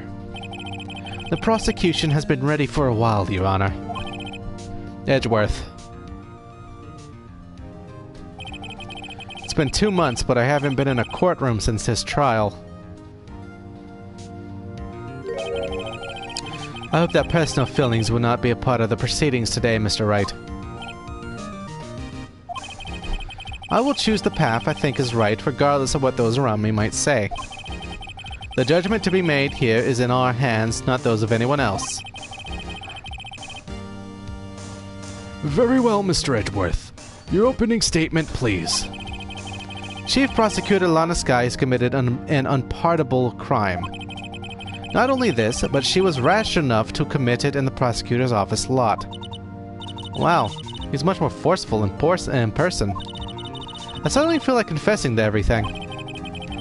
However, she will now pay for her rashness with her life. There was a witness to her crime. A professional witness. Well then, call your first witness, Mr. Edgeworth. The prosecution calls its first witness, Miss Angel Starr, to the stand. A cough-up, Queen. Haven't I seen you somewhere? You ordered the caviar lunch, right? Ho ho ho, caviar! I've never eaten caviar before. The judge is really wolfing it down. Ah, and for you, I have a fiesta bowl. Thanks? Will the witness state her name and profession? Ah, and you, sir. Did you order the fingerprint lunchbox? It is too early for lunch. Your name and profession, please. Well, Your Honor, how does it taste? So this is why everyone raves about caviar. It's so tasty it hurts. I always thought caviar would taste like pickled tapioca. What the heck does pickled tapioca taste like? Name. Profession. Now. Me? The name is Angel Starr. Don't go forgetting it. I find myself running Lunchland these days. Is that what you wanted me to say, Mr. Edgeworth? Very well, witness. Please describe the incident to us. The prosecution will wait. I'm not finished eating. Hurry it up. Very well, Mr. Edgeworth. As you know, we usually call on the police to provide a description of the crime. Your Honor, as Mr. Edgeworth has said to the court, I am a professional. Huh? What exactly does that mean? Until 2 years ago, Miss Angel Starr was a special investigator with the police. She was a first-rate homicide detective. What? Miss Starr was a detective? I know who you are. Cough up? Cough up, Queen Angel Starr, Your Honor. Long time no see. Very well. You may continue with the description, Miss Starr. Just who is this lady? If I might have the court's attention over here. The parking lot at the prosecutor's office is divided into 2 blocks. A block is for the prosecutor's office personnel. B block is for visitors and clients. A chain divider separates the two blocks.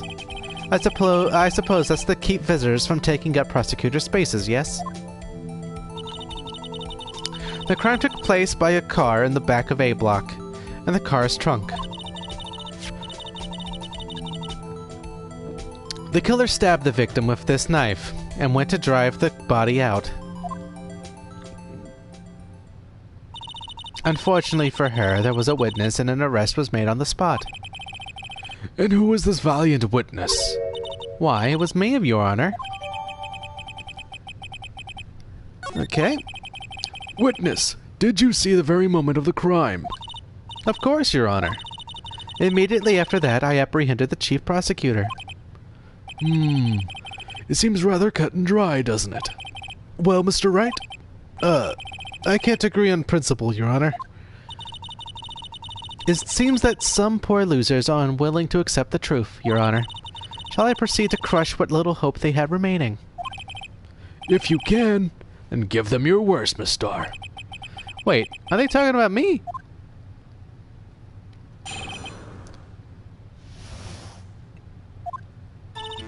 Somehow, I always knew a day like this would come.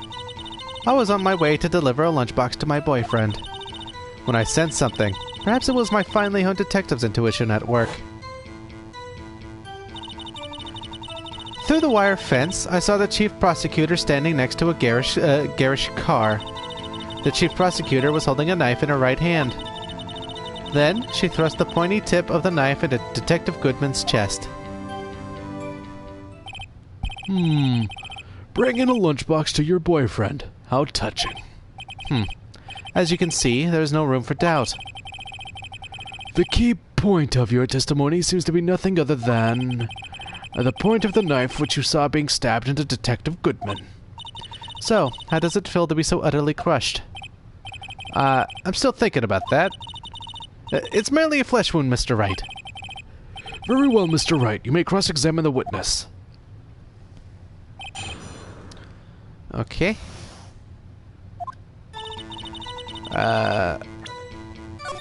Just in case I fook up.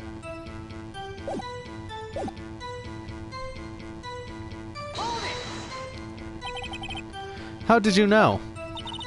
I respect the prosecutor's basic abhorrence of crime. Yet, their methods are ugly and twisted. Twisted methods will always lead to tragedy. The lunch lady's uninformed opinion is duly noted. Given that they are used to erasing inconvenient evidence at their whim, killing off a detective that knew too much is merely an extension of that. Miss Starr, do you have something personal against prosecutors? I felt that I had found my dream job when I became an investigator. And if I hadn't been laid off by those prosecutors over there, I'd still be one. Laid off? She was fired. To me, prosecutors are nothing more than worms. That said, I am a pro, as you know. My testimony is unbiased and flawless. Very well. You may continue, Miss Starr. I don't know, that doesn't sound very unbiased to me. You just basically laid out to the fucking court, very bluntly, that you fucking hate prosecutors. So, that seems kind of biased to me.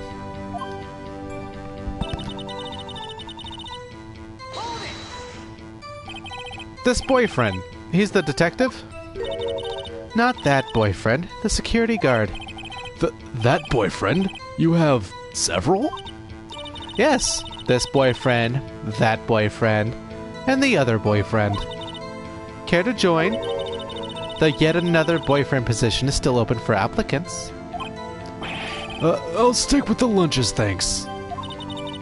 Note to self, the judge had to think before replying. The security guard room is in the lot in A block.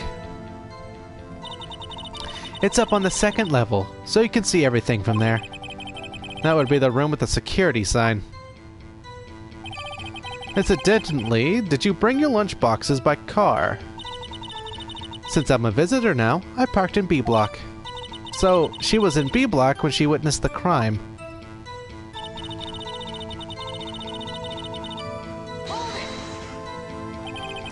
You sensed something.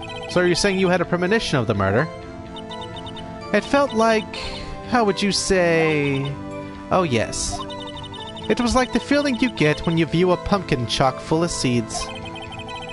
I have no idea what that means. Speaking of a detective's intuition, wasn't the victim, Mr. Bruce Goodman, also a detective? Yes, well, he was like a young cheese. Young cheese. A pale white cheese, not yet tangy with experience on the streets. A greenhorn. Then I must be hard, yellowed, and sharp as a tack. Yeah, with the odor of an old cheese to match. In any case, there, in the lot, I felt something stirring in the back of my mind.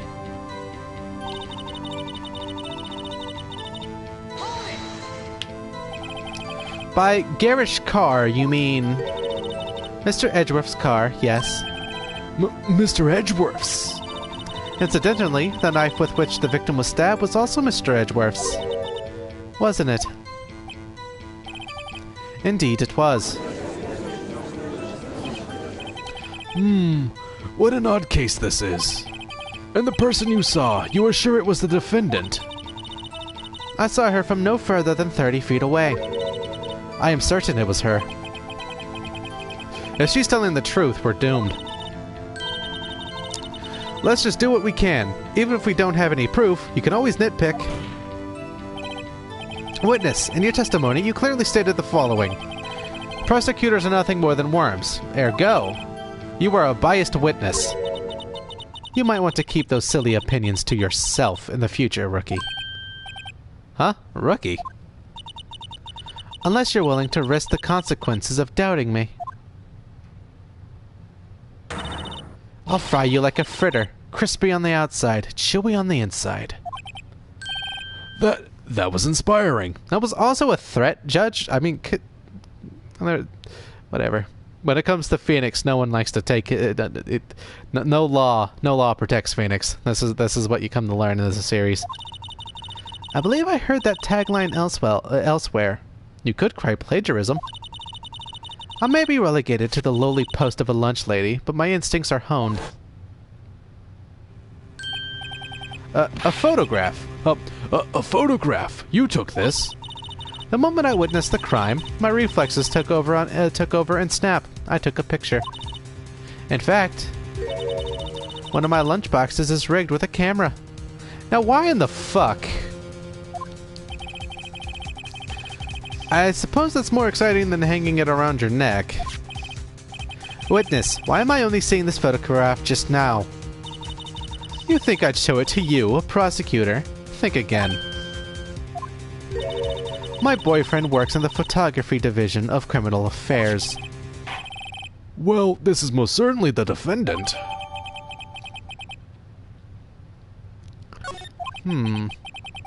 Uh-oh, this is unmistakably Lana Skye. So, what was the defendant doing at the time?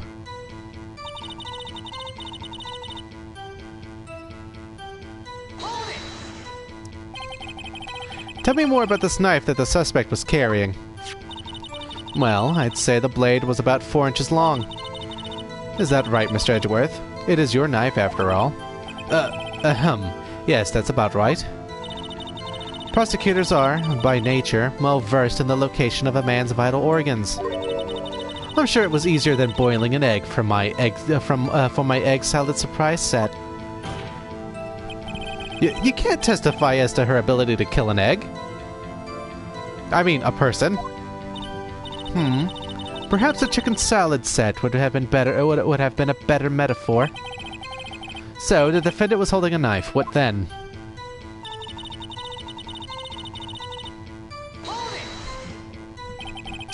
Tell the court why you didn't try to stop this crime. You did see her raise the knife to strike, no? The defense has a point. Unfortunately, by the time I realized what was going on, it was already too late. Too late? Yes. The next moment, the chief prosecutor brought down the murder weapon. I see. It's only a flesh wound, Mr. Wright. We can make it. You said that before. Anything else? Scientifically speaking, Miss Star's testimony is flawless. Sounds pretty fatal to me. What do we do? Is this it? Is my sister guilty? Let's just keep our heads cool and press the witness a bit, shall we? For some reason, having her panicking next to me makes me calmer. Don't smile like that. Okay, so let's see here. What do we got? Goodman's ID. Blah, blah, blah. Traces of the victim's blood. No prints. Okay. So let me just save here.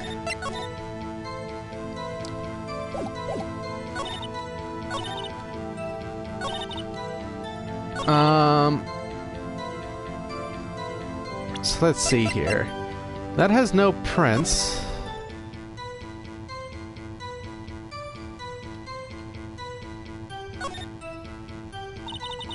This must be the victim's blood, right? Either that or Edgeworth's cut himself peeling an apple. What's Edgeworth doing with a knife like this anyway? Hey, maybe he spends his weekends roughing it in the roughing it in the wild. Edgeworth? In the wild? I think my fruit peeling theory is more likely. Are you kidding? I always pictured him as an outdoorsman. Now there's a scary thought. Okay, so blood but no prints.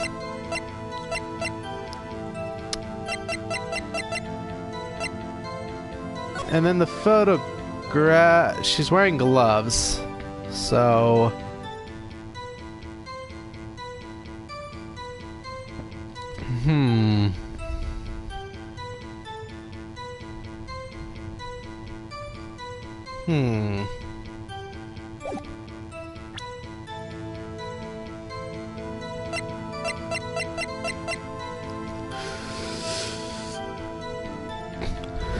maybe this is right.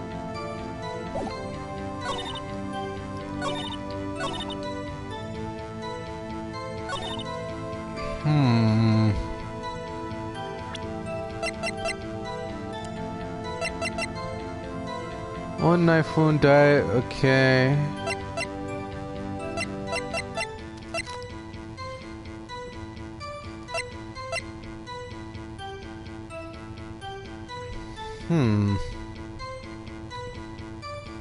Well, this is my best guess, though I have a feeling it's gonna lead to her going, but the bitch was wearing gloves and shit like that.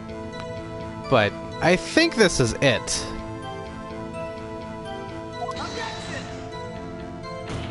It was not.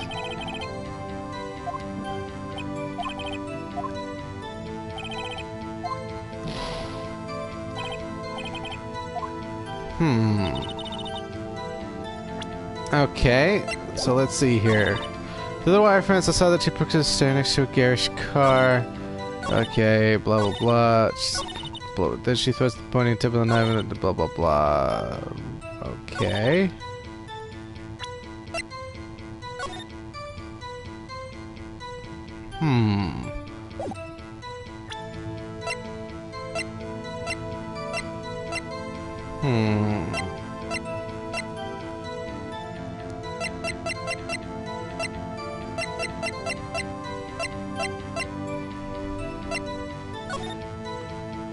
Okay.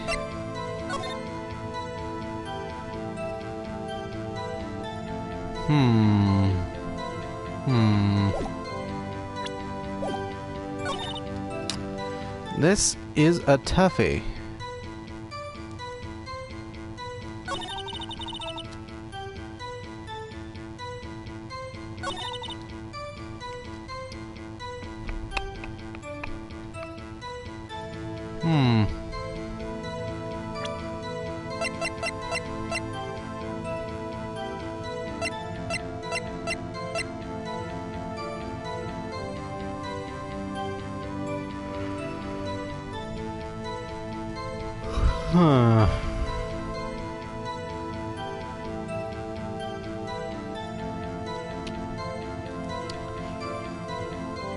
You know, this is probably wrong, but I think I gotta present the photograph at some point. I'm thinking this one? Yeah. It's either gonna be the prosecutor was holding a knife in her hand, or it's gonna be the one before. Or it's neither. And I could just be fucking wrong. But I'm gonna do it. I'm gonna do it. Yes. And you witnessed this. You saw Miss Sky stab the victim with the knife. As I've already said, yes. I swear it on my finest salmon swirl lunch.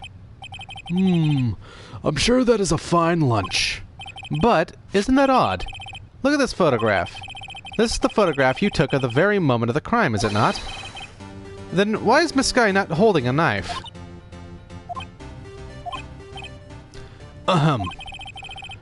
Mr. Edgeworth, your thoughts?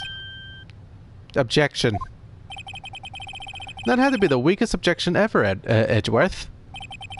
Yet, it was still stronger than your ever feeble mind, Mr. Wright. What do you mean, Mr. Edgeworth? This photograph was not taken the moment before the stabbing. This was taken the moment after the stabbing. And how can you tell that? Blood spatter. Huh? See the dark crimson stains on the Chief Prosecutor's coat. But it's a black and white photograph. Oh, yes, it's hard to tell, but this could be blood. Well, Mr. Wright, I see no problem here. No problem, except you. Mr. Wright, are you going to just sit there and take that kind of abuse? You got a better idea? Objection. Wait, that contradicts what the witness said in her testimony. Namely, that she took the picture the moment she witnessed the crime. Well, it seems that was slightly unclear. My apologies. That's it. If you run out of lunch, you order seconds. Problem solved. If you don't like it, try ordering the jumbo-sized lunch from the get-go. Good advice. I'm not sure I understood it, but good advice. I didn't have time to stop her. Prosecutor Sky was cold, calculating, like a robot. She killed without pain or remorse. It was a premeditated murder. Premeditated? How do you know? Look at the Chief Prosecutor's hands in that photograph. Well, are those gloves? Surgical gloves made of thin rubber, most likely. Why would she have those on? If it was not premeditated, she would not be wearing those gloves. I mean, what if she was just fucking cold? I mean, come on. These gloves do seem to tell a tale of premeditation. Premeditated murder. A serious offense. Witness, add this to your testimony.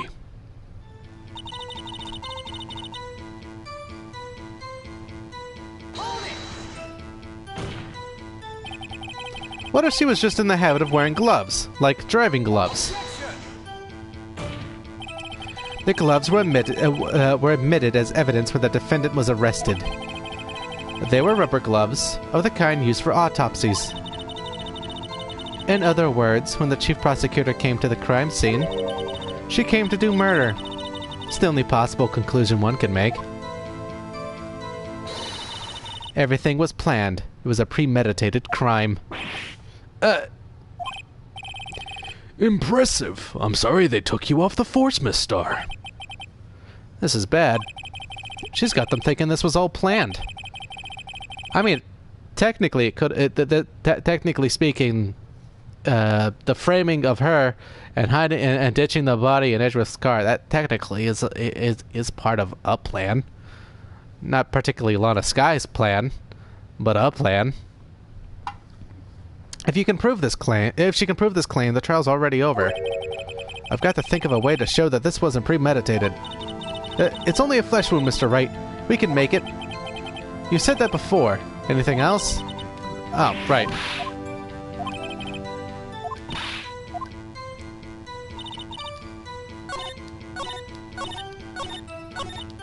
Shit.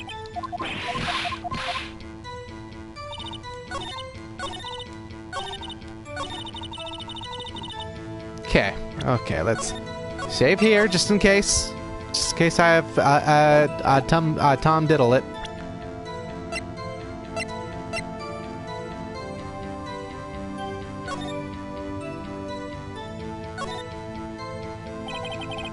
Name and ID number are written here. Sergeant Bruce Goodman, ID number blah blah blah. I wonder why they only use numbers for IDs. What else would they use? Letters, silly. They're the reason we have a written language in the first place.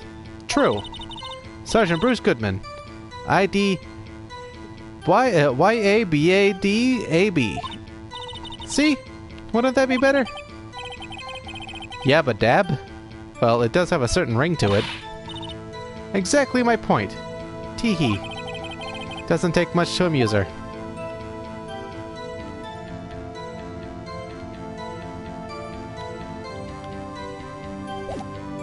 Okay, nothing on this shit.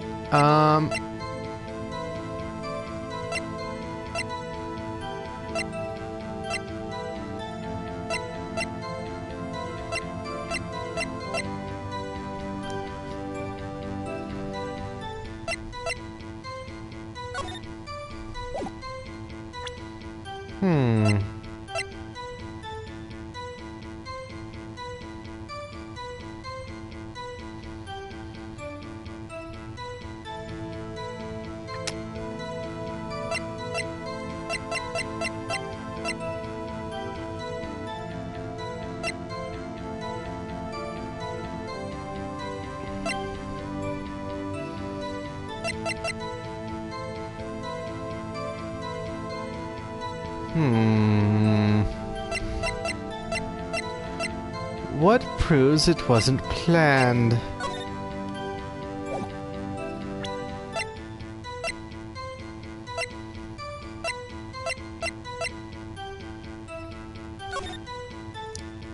Blah blah blah.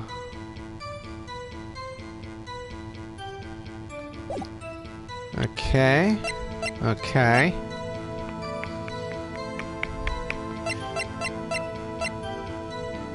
The phone, maybe? No. Any opinions on this? 'Cause I am at a loss.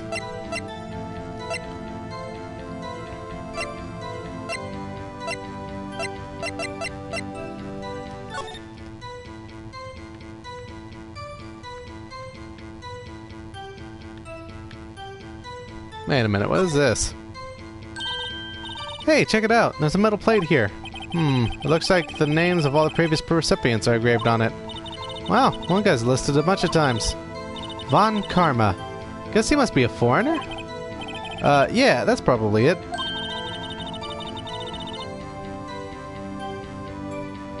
Well, wherever he's from, he must have been an amazing prosecutor. I'd like to meet this Mr. Von Karma sometime.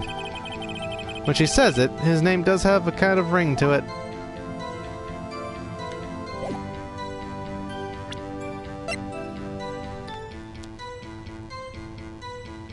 I see. I see. Well, you know what they say. When in doubt, fucking you'll... Okay, that wasn't it. It's not the phone.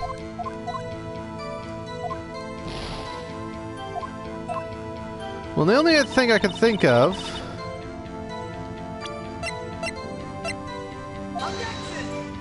It's not that.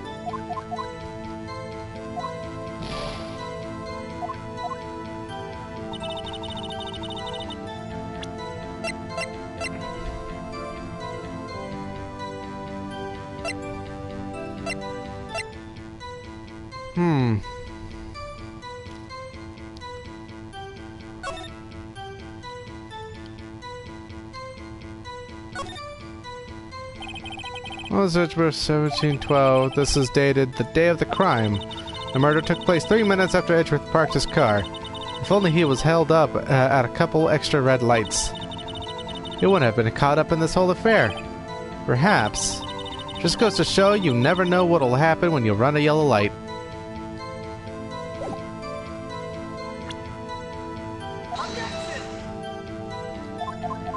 Okay, not that.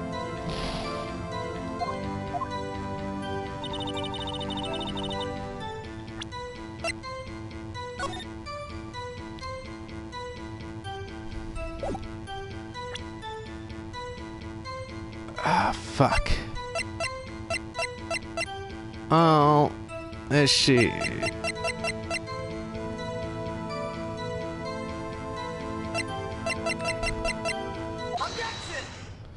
Should have fucking known. Should have fucking known it'd be the knife. Witness, do you know what this is? Are you trying to test me? I sell boxed lunches for a living, you know. That's a knife. The knife. The knife that was in Mr. Edgeworth's trunk. And indeed, it is my knife. What's with this case? The bloody murder weapon, a red car, all belonging to the prosecutor there. The defendant is the chief prosecutor for the district, right? Mommy, are prosecutors bad people? The defense has a request. We ask that the witness provide an accurate testimony. What's that, rookie? In your testimony, you stated that Lana Skye planned this murder, and that's why she was wearing those special gloves. Seems like a natural conclusion to me. The gloves do indicate planning. However, why would she not also prepare the most important thing? The murder weapon. This knife just happened to be in the trunk of that car. Ladies and gentlemen, if you're going to plan a murder, you don't forget the weapon.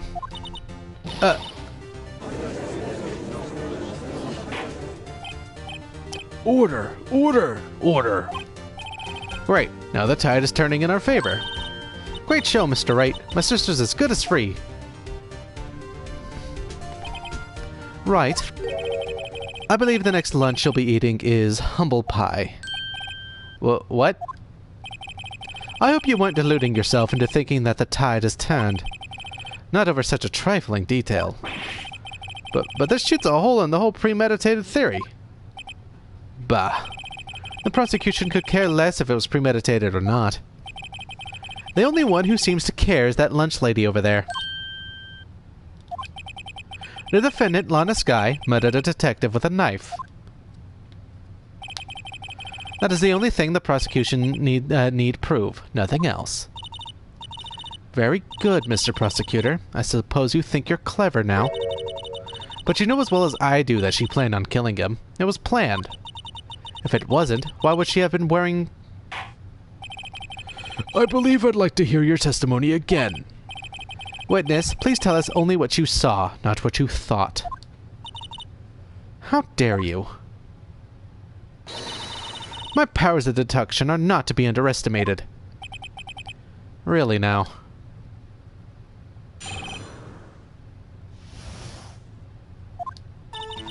Lana Skye intended to murder Detective Goodman.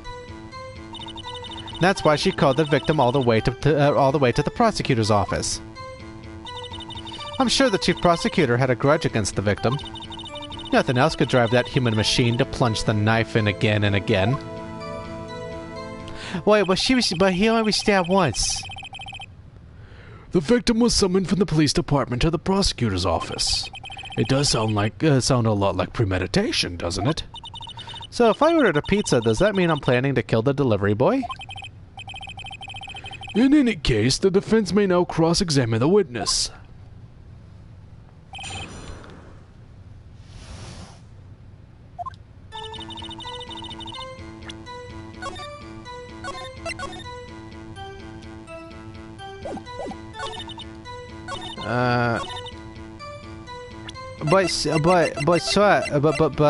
But ma'am,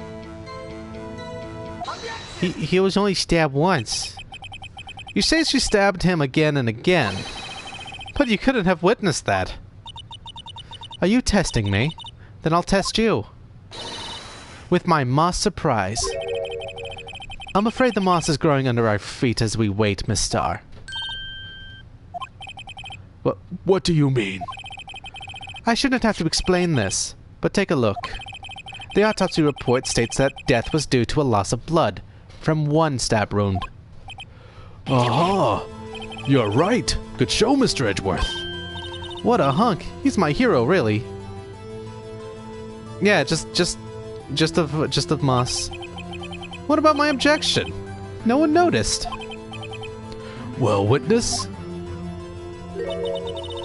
You got the crime scene set, right? Oh, thanks. And that was just rice with ketchup on it, I think. I always believed that no one could ever mistake ketchup for blood. But now I realize that such mistakes are possible. So, you're saying you mistook something else for blood? When she lifted her knife, I thought I saw blood at her breast. Splattered blood from her victim. That's why I thought she must have stabbed him at least twice. Then tell us what you saw that you thought was blood. Testify. Her red muffler looked like blood to me. That's how ghastly the whole scene was. But she's not wearing shit.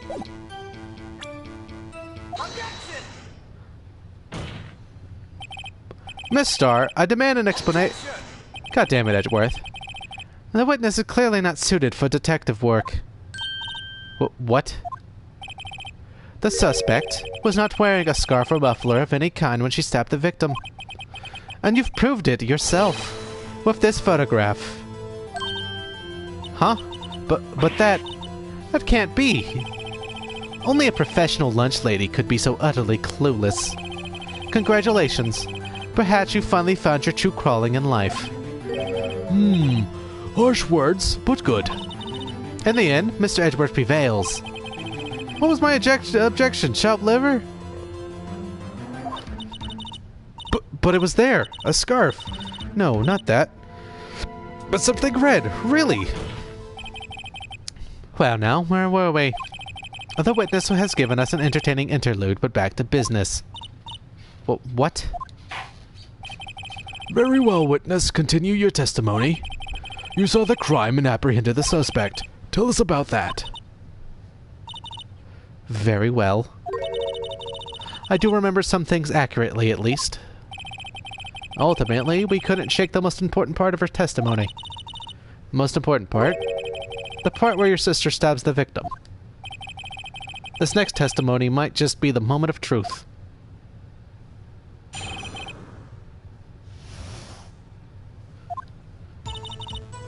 After the murder, the suspect attempted to run behind a partition off to her side. I quickly caught her, explained her rights to her, and arrested her on the spot. Ah yes, when I arrested her she mentioned the muffler. That's what had me confused in my earlier testimony.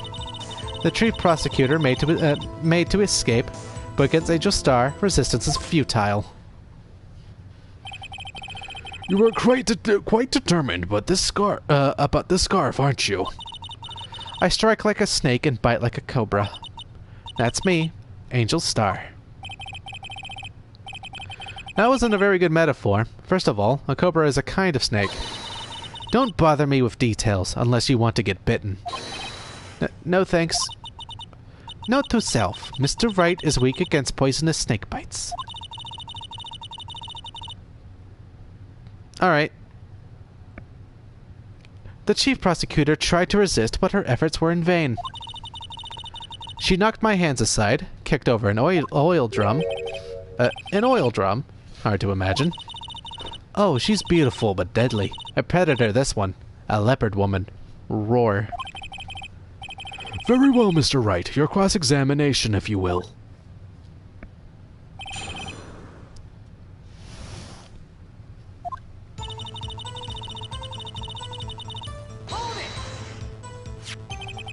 So where's this partition on the floor plans? I'm sure she means this wall next to the car. That's right. There was a wall there, about 6 feet high. She was obviously trying to hide herself. Quite a natural thing for a criminal to do. And what did you do then?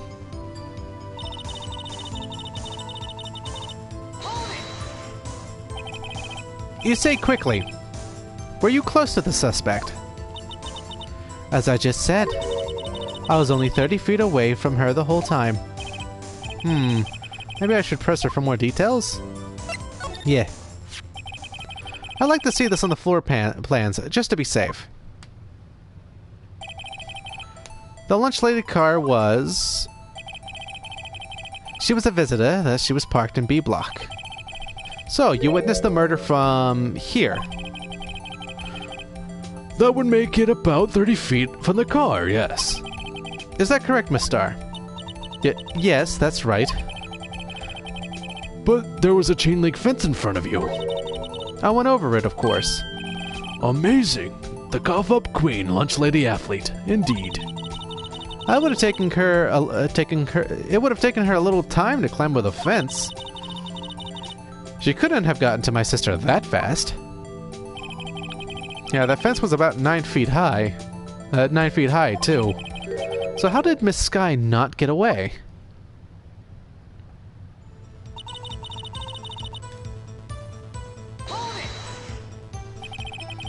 She mentioned the muffler. What exactly did she say? If I remember exactly, I would have told you in my testimony. Cheeky. Anyway, all I heard her say was the word muffler. Just that one word. So, what you heard wasn't the suspect talking to you, but to someone else. Yes, the chief prosecutor was talking on her phone. Her phone? She can't mean... By phone, do you mean the cell phone discovered at the scene of the crime? Yes, ultimately. Ultimately? My memory...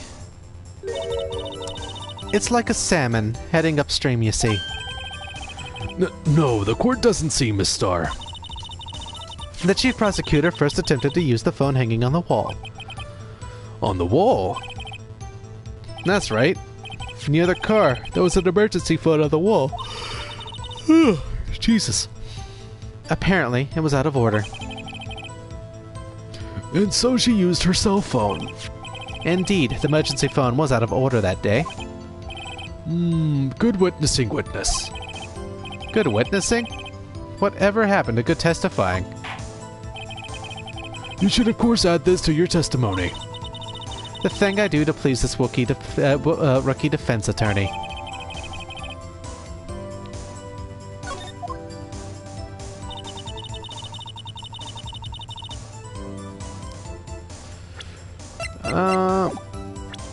Just in case, I will do this.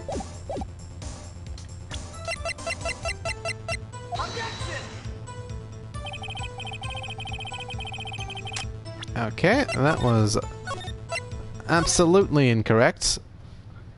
So that's a fail. Do you think you could restate your testimony for the court? Aha! I was going to ask the same thing. I'll only say this one time, so listen close, rookies.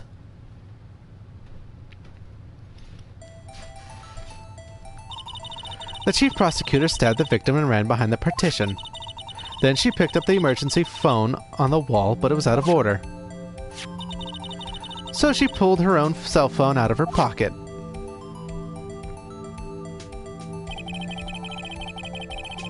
And during that... During that time, you climbed over the chain link fence. Then, when I boldly grabbed her arm, the chief prosecutor hung up her phone. And you saw her doing this. What is it, Mr. Wright?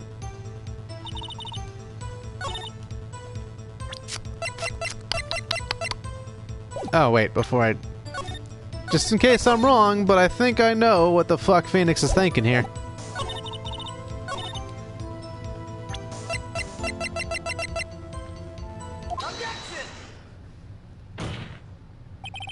Miss Starr, I have to conclude that you have a personal grudge against Miss Lana Skye. The witness is a former detective. Her testimony is unmarred by personal bias. Well, who would have thought you would be my knight in shining armor, prosecutor? You who, together with the chief prosecutor, kicked me out 2 years ago. Well, Miss Starr, this is the fatal contradiction with your testimony. How do you explain this? I don't know what you're talking about. Mess with me, and I'll make you cough it all up. Ahem, look at the floor plans. You said you witnessed the crime from this point. However, if that's true, you couldn't possibly have seen Miss Skye making that phone call. I believe you see what I'm getting at. That emergency phone was on the back side of this partition. If indeed you were in B block, you couldn't have seen it. What? Order! Order! What is the meaning of this? It's simple, Your Honor. She's not coughing up lunch. She's coughing up lies. Grr. That's quite a claim, Mr. Wright. Perhaps you will allow me a question. Tell us exactly what lie this witness has told the court. Here's where the counterattack begins. I can't afford to get this wrong. The witness lied about...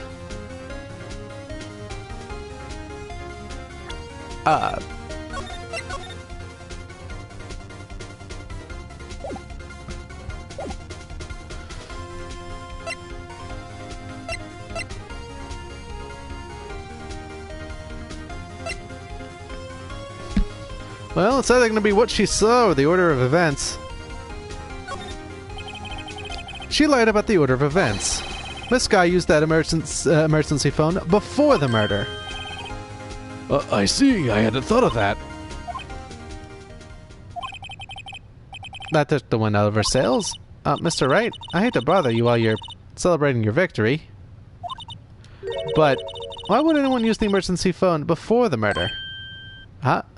Okay, so it's just when you think he can't sink any lower, he amazes us. I applaud you, Mr. Wright. Okay. Well, that wasn't it. We all make mistakes, it's fine. Perhaps where she saw it. Yes. Miss Sky tried to use the emergency phone, but it was out of order. What is significant about this fact? Nothing. Therefore, it would be pointless for Miss Starr to lie about it. Pointless to lie. I see. But say the witness did actually see Miss Sky using the emergency phone. It would mean Miss Starr witnessed the crime from a different location. A different location. Now that's a pointless lie if I've ever heard one. Before you call my lie pointless, at least let me tell it. Let me ask a question to our clever wordsmith, Mr. Wright. Just where was the witness when she saw the crime? All the testimony we've heard up until now points in one direction. I'm just going to take a rapid guess and say this. This is the only place where she could have been. The security guard room? Indeed, the security room in the underground parking lot is well positioned. It's built on the second floor, so you can see the entire lot. She would have been able to see the emergency phone from there. But why there? There are many other places where she could have seen the phone. Not in this case, Your Honor. The witness, not being part of the Prosecutor's Office, couldn't park in A block. The only place where she could have seen the crime and the back of the partition is here. I remember in your testimony you said you brought a lunch to your boyfriend in the security guard room, yes? Well, Miss Starr, how many years have I been getting the better of men? To think that the tables could be turned. Today, a man has got the better of Angel Starr. Order! Order! Witness! What have you done? You used to be a detective. You should know better. I'm not turning back. The guilty will be punished. And I'll do what I must to make sure justice prevails. The guilty? She's talking about Miss Sky. Mr. Wright, doesn't this strike you as odd? Why did Miss Starr lie? It doesn't make sense. Huh? She could have just said she saw the crime from the security guard station. It wouldn't change anything. Exactly. This photograph tells all. It was the defendant who stabbed the victim. That truth still stands. It still stands? I disagree, Mr. Edgeworth. But what? If a witness is found to be lying, they're guilty of perjury. She knows this. She wouldn't risk that without a good reason. So, tell us what her reason was, Mr. Wright. Huh? Me? Who else? Mr. Wright, let's review what we know. Miss Starr witnessed the crime from the security guard station. But she lied and said she saw it from B Block. But what? What would change?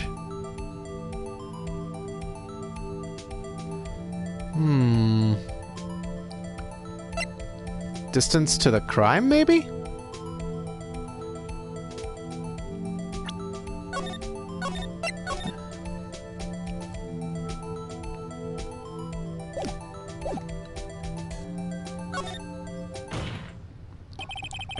It changes the distance between her and the scene of the crime. My condolences, Mr. Wright, but one look at the floor plans and it's quite clear. The distance between the scene of the crime and the guard station is 30 feet. I don't see how that would change what she could see. What she saw is not in question here. What matters is the time it would take her to reach the scene of the crime. Miss Starr, you witnessed the crime from the security guard station. Now, how long did it take you to go from there to the scene of the crime where you arrested Miss Skye? Well, witness? Yes? You ordered the squid wheels, right? The quality of my lunches has gone from low to inedible.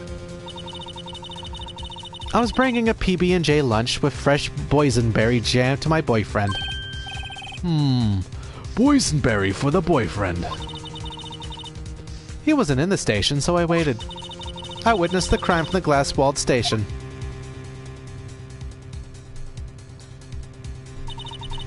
And before I knew what I was doing, I found myself running towards the scene. But the door was locked. I couldn't open it.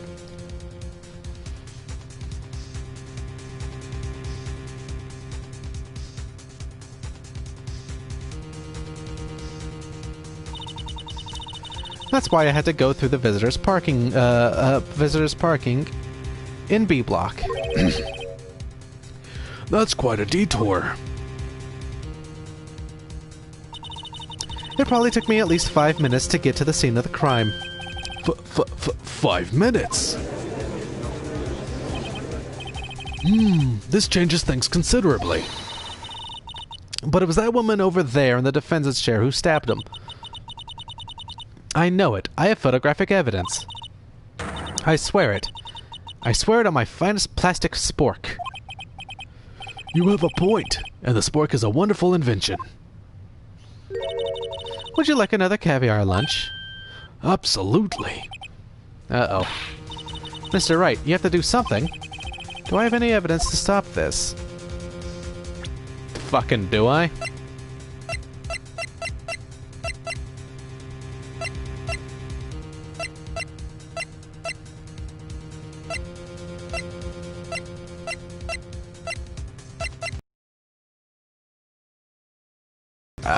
Fucking maybe. 5 minutes between the witnessing of the murder and the arrest. Out of time. If you like it al dente. I've got lunch boxes that tie pasta into knots, rookie. A 5-minute blank. Isn't that strange? Strange? If you were a criminal, what'd you... I'd flee the scene. Don't get the wrong idea. I didn't kill anyone. But you have the instincts of a killer. You would run, but this time was different. This guy dawdled at the scene of the crime. She even had her picture taken. No true criminal would act this way. It's inconceivable.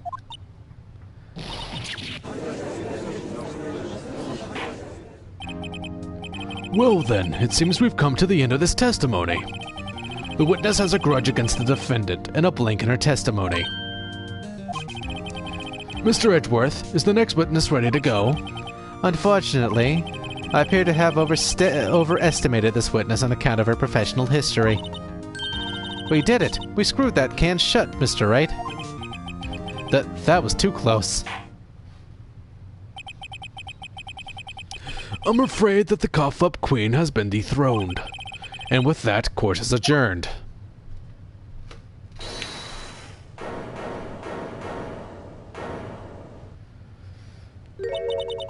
Mr.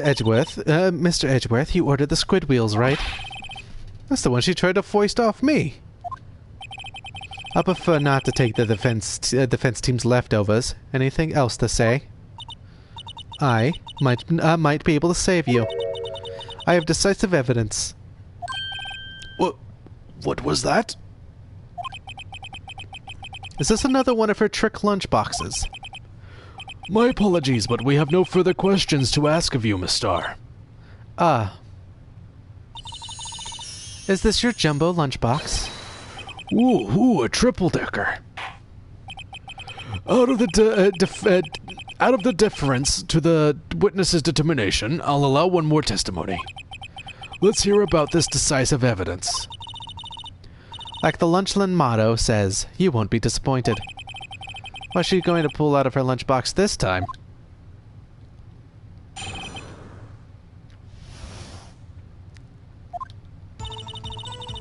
I should have mentioned those 5 minutes when I wasn't looking at the crime scene. And now, to the matter of the victim's shoe. Did I not bring this up? 2 types of blood were found on the shoe. One was, of course, the victim's. The other blood type matched that of the defendant, Miss Lana Skye. This shoe proves it. It's flawless, decisive evidence. What? There was blood found on that shoe? Try Lunchland for all your lunch and decisive evidence needs. Witness, what's the meaning of this? Why is this the first time I've heard of this evidence? Simple, as I've already said. I don't trust you with evidence, Mr. Edgeworth. That's why I took the liberty of investigating this myself. And you had blood tests performed. Didn't I mention? I have 3 boyfriends in forensics. In any case, Your Honor, I can't accept this as evidence. What? You must know the 2 rules of evidence law. Rule number 1, no evidence shall be shown without the approval of the police department. In other words, this true is illegal evidence, at least for the time being. Is that right, Mr. Wright? It seems so. Edgeworth sure is celebrating. Not so fast, Mr. Edgeworth. Don't forget, I used to be a detective. As I mentioned previously, this shoe has already been tested by a member of the forensics department.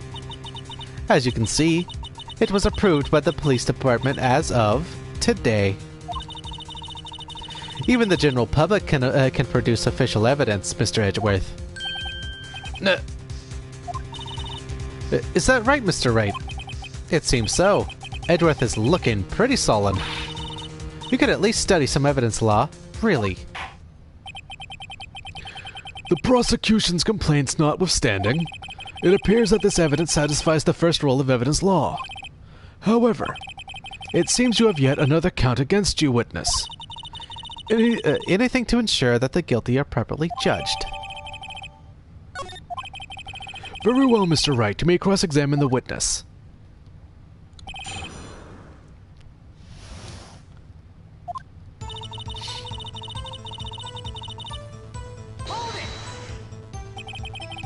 Why did you lie about those 5 minutes?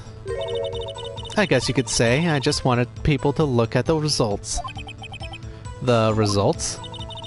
How many times do I have to say this? I saw the chief prosecutor stab the victim before my very own eyes. Compared to that, a 5-minute blank means nothing. Then why didn't you just tell the truth? Don't make me laugh. We're dealing with the most untrustworthy of the vile lot known as prosecutors. Falsified evidence, arranged testimonies, erasing and manipulating evidence. When you fight monsters, you need to use every trick in the book. This when the suspect is admitting she did it. But false testimony is the most despicable crime of all, Miss Starr. Let's just get this over with.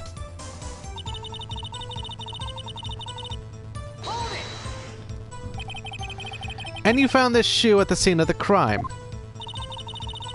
I detained the chief prosecutor and notified the police department. I wanted to make myself useful while I was waiting for the police to arrive. So, like an ill-trained pooch, you snuck off with a shoe.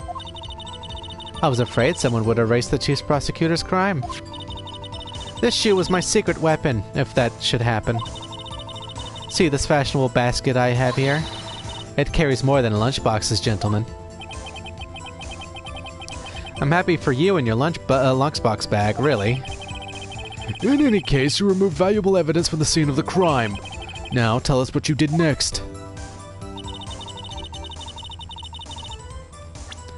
Okay, real quick. Oh, welcome back. We have a shoe. That's blood. It's my sister's, right? It appears so. Lana's right hand was bandaged when I saw her in jail. She must have cut herself at the time of the crime. Poor sis.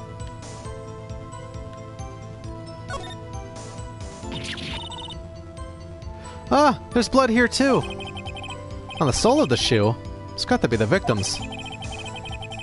He must have stepped in a puddle of his own blood. All this blood is horrible. This blood might be an important clue.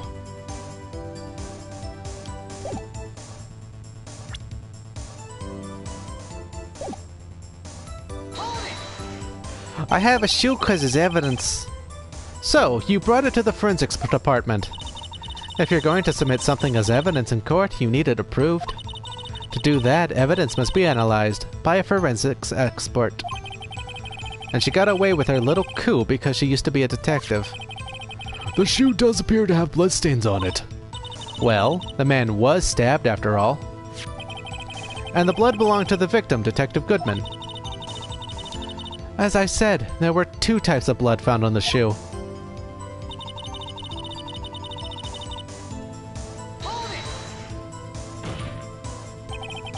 You can't say for sure the blood belonged to the defendant with a blood test. You claim to know something about blood tests, rookie. Huh? Well, speak up. Well, blood comes in 4 types: A, B, O, and AB. However, you can't tell from a blood test whether a murder was committed in cold blood. That's just a figure of speech, Mr. Wright. Actually, we can differentiate between millions of types with all the blood tests out there, which means that we can more or less narrow any sample of blood down to just one person. Or so I hear. That's pretty specific. If I had a little more time, I would have gotten DNA test results. But they said there's very little doubt it could be anyone's but Miss Lana Sky's. So the suspect's blood was found on the victim's shoe. That ties her directly to the death of Detective Goodman. Oh, I was afraid he was going to say that.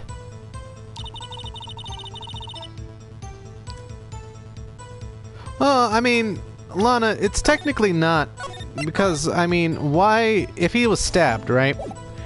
Why would his blood be on the bottom of his shoe? Because, I mean, if he was stabbed, wouldn't that shit fucking splatter the top of it? I'm just saying, this is... I can't let this evidence go through without a fight. You ordered the peppered fish guts, right?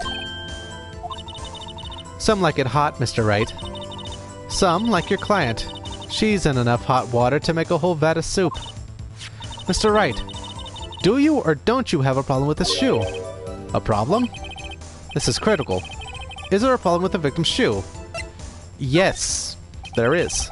If I'm not imagining things, I'd say there is one critical problem with this evidence. A clear contradiction. That gleam in your eyes. You're still young, rookie. I'd give you a pepper fish gut now, but you couldn't take the heat, could you? Let's hear what Mr. Wright has to say. What is contradictory about the victim's shoe? Show us a problem with the evidence. Well, sir, sure, I would like to point out his blood's on the bottom of his boot, of his little shoe there. I wonder if you noticed, there's blood on the bottom of this shoe. Don't mess with me, rookie. It'll be your blood on the bottom of my shoe. Indeed, there was quite a bit of blood on the bottom of the shoe. It makes sense. The victim was stabbed with a knife. What could possibly be contradictory about blood on the bottom of the shoe?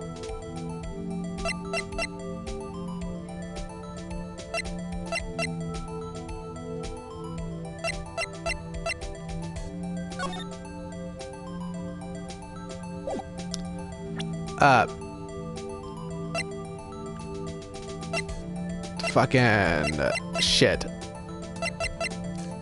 A murder weapon usually Edgeworth chill back, chases it, big blood, no plants.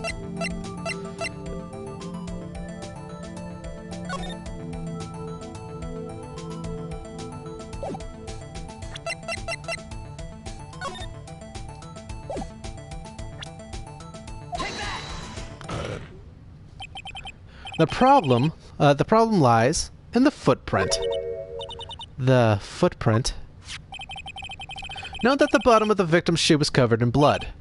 Then, isn't it strange? Why weren't any bloody footprints found by the scene of the crime? Oh! As you can see, there were no traces of any such footprints at the scene of the crime. That contradicts your claim about this shoe. This picture only shows part of the floor, so there could have been bloody footprints. Then where are they, Mr. Edgeworth? Because we checked the scene and found nothing of the sort. Order! Order! Order! Well, witness? What? Huh? Great going, Mr. Wright, but it's true that the lack of a footprint is a contradiction, but then we have to ask why there wasn't a footprint. Oh. That's true. There has to be a reason why there wasn't a footprint. Yeah? Yeah? Now that you think of it.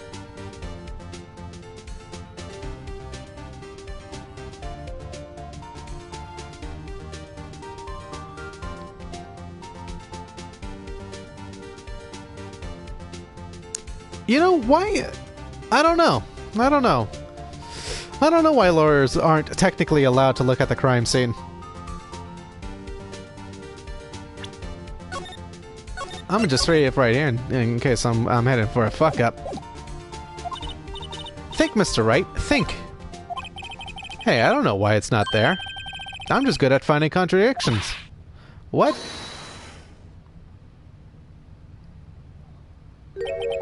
I see.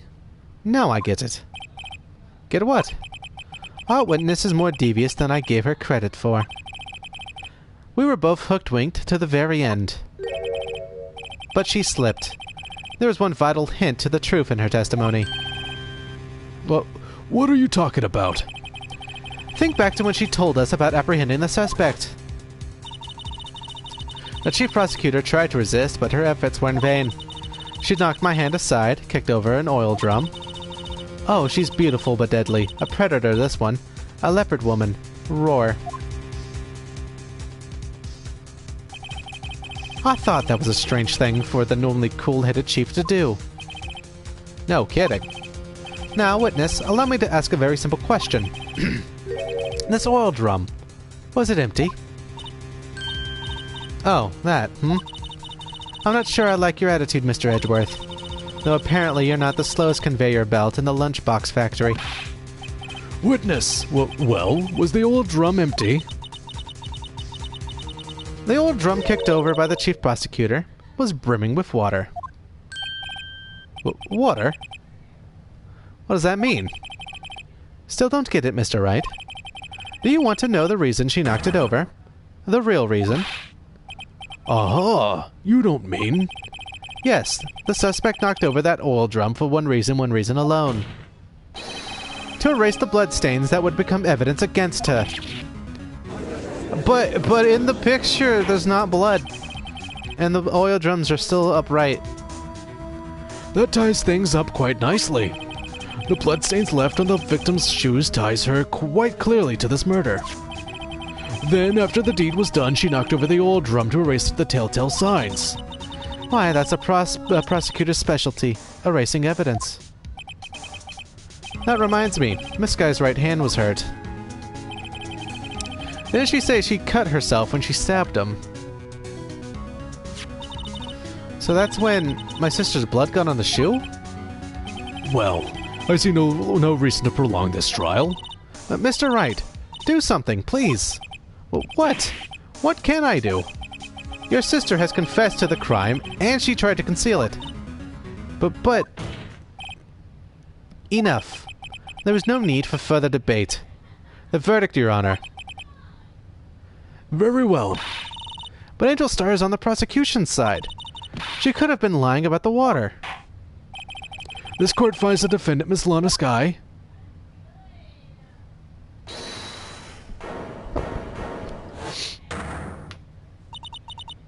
Little girl, what did you just say? Huh? Me? Did you say that I, Angel Star, was on the prosecution's side?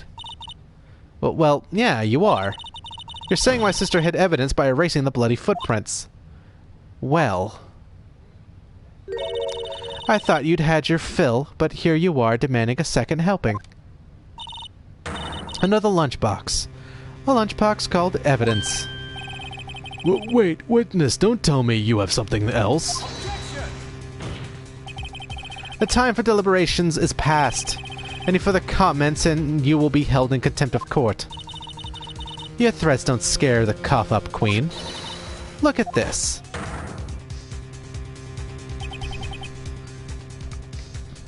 A photo... fuck. A photograph?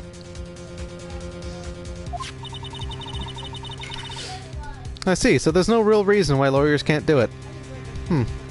I had it just in case anyone had the gall to suggest that the white shoe didn't belong to the victim.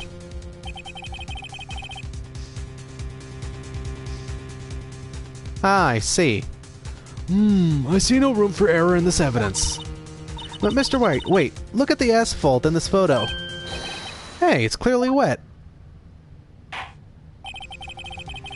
Erasing the last trace of doubt from the court's mind. Immediately after the murder, the crime scene was washed with water.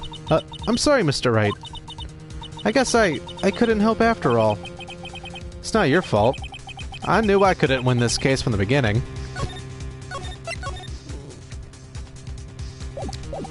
Actually, hold on, let me take a picture of this. Oh, I can't look at the picture. And it seems this is what your sister wanted anyway.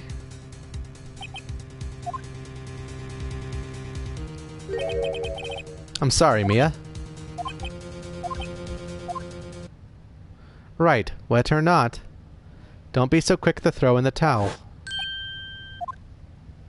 Get yourself up off the asphalt, take another good look. Don't give up, not until the bitter end. This is the last piece of evidence. Very well, this time I'd like to declare a verdict for good.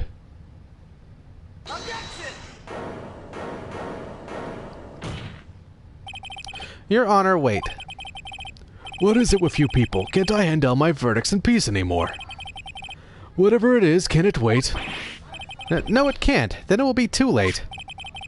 Look at this photograph, the last one submitted. This trial isn't over until we give each piece of evidence proper consideration. So, Wright, are you saying there's a problem with this latest piece of evidence?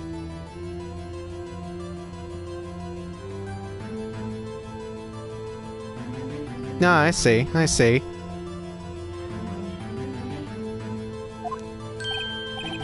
Yeah, I'll think later. Okay, before it forces me to have to do anything. Yeah, there's a problem. Right or wrong, I've got to go ahead with this. I suppose since we've come this far, we should give every claim a fair shake. Very well, Mr. Wright. Show the court the problem in this photograph. Well, sir, what? Why is he a thing in the muffler?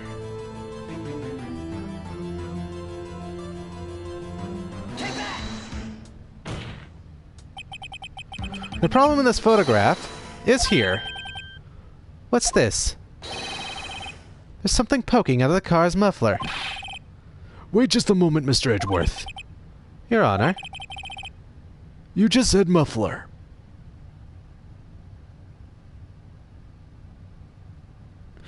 Yeah, it's kind of weird. Also, there's the frankly, I think there's always the concern for falsified evidence, whether it's the police, prosecutor, or lawyer, or defense attorney. I mean, people are human, and if they're one of the bad ones, they'll do anything to get their way. However, I see no trace of a muffler or scarf of any kind in this photograph. A muffler is also a part of a motorcycle, Your Honor. Just think of it as part of the exhaust system, a pipe. I see, and I see. What's that suspicious-looking cloth sticking out of the car's muffler? So what if there is something sticking out of the muffler? What does that have to do with this case? Nothing. Absolutely nothing.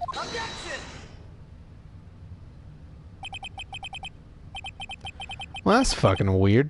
I don't,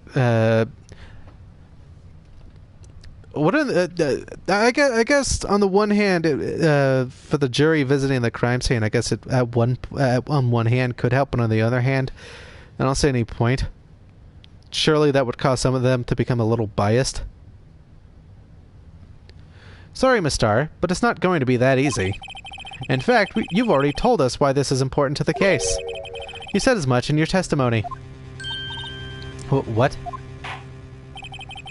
Let's hear what Mr. Wright has on his mind. Tell us why you think this piece of cloth in the muffler is related to this case.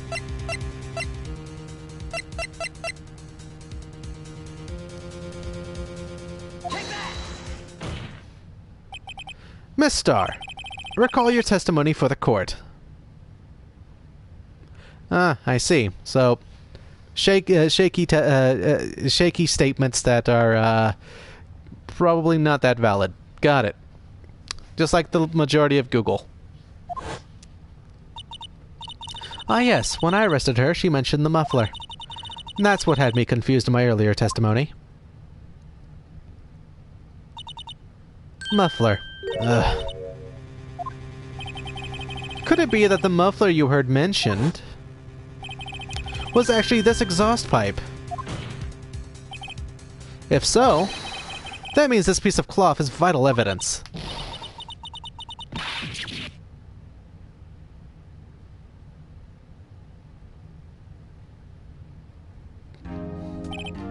Well, it seems we will have to suspend the proceedings. Suspend? I find myself wondering about that piece of cloth. If we leave any question unanswered here we do a disservice to the law. Have the car at the crime scene inspected at once, and bring me that cloth. The verdict will wait until after we've seen all the evidence. Agreed? I suppose so. Whew. That was close. But we made it. At least for now. This court will adjourn for a 30-minute recess. It's lunchtime after all. You still hungry?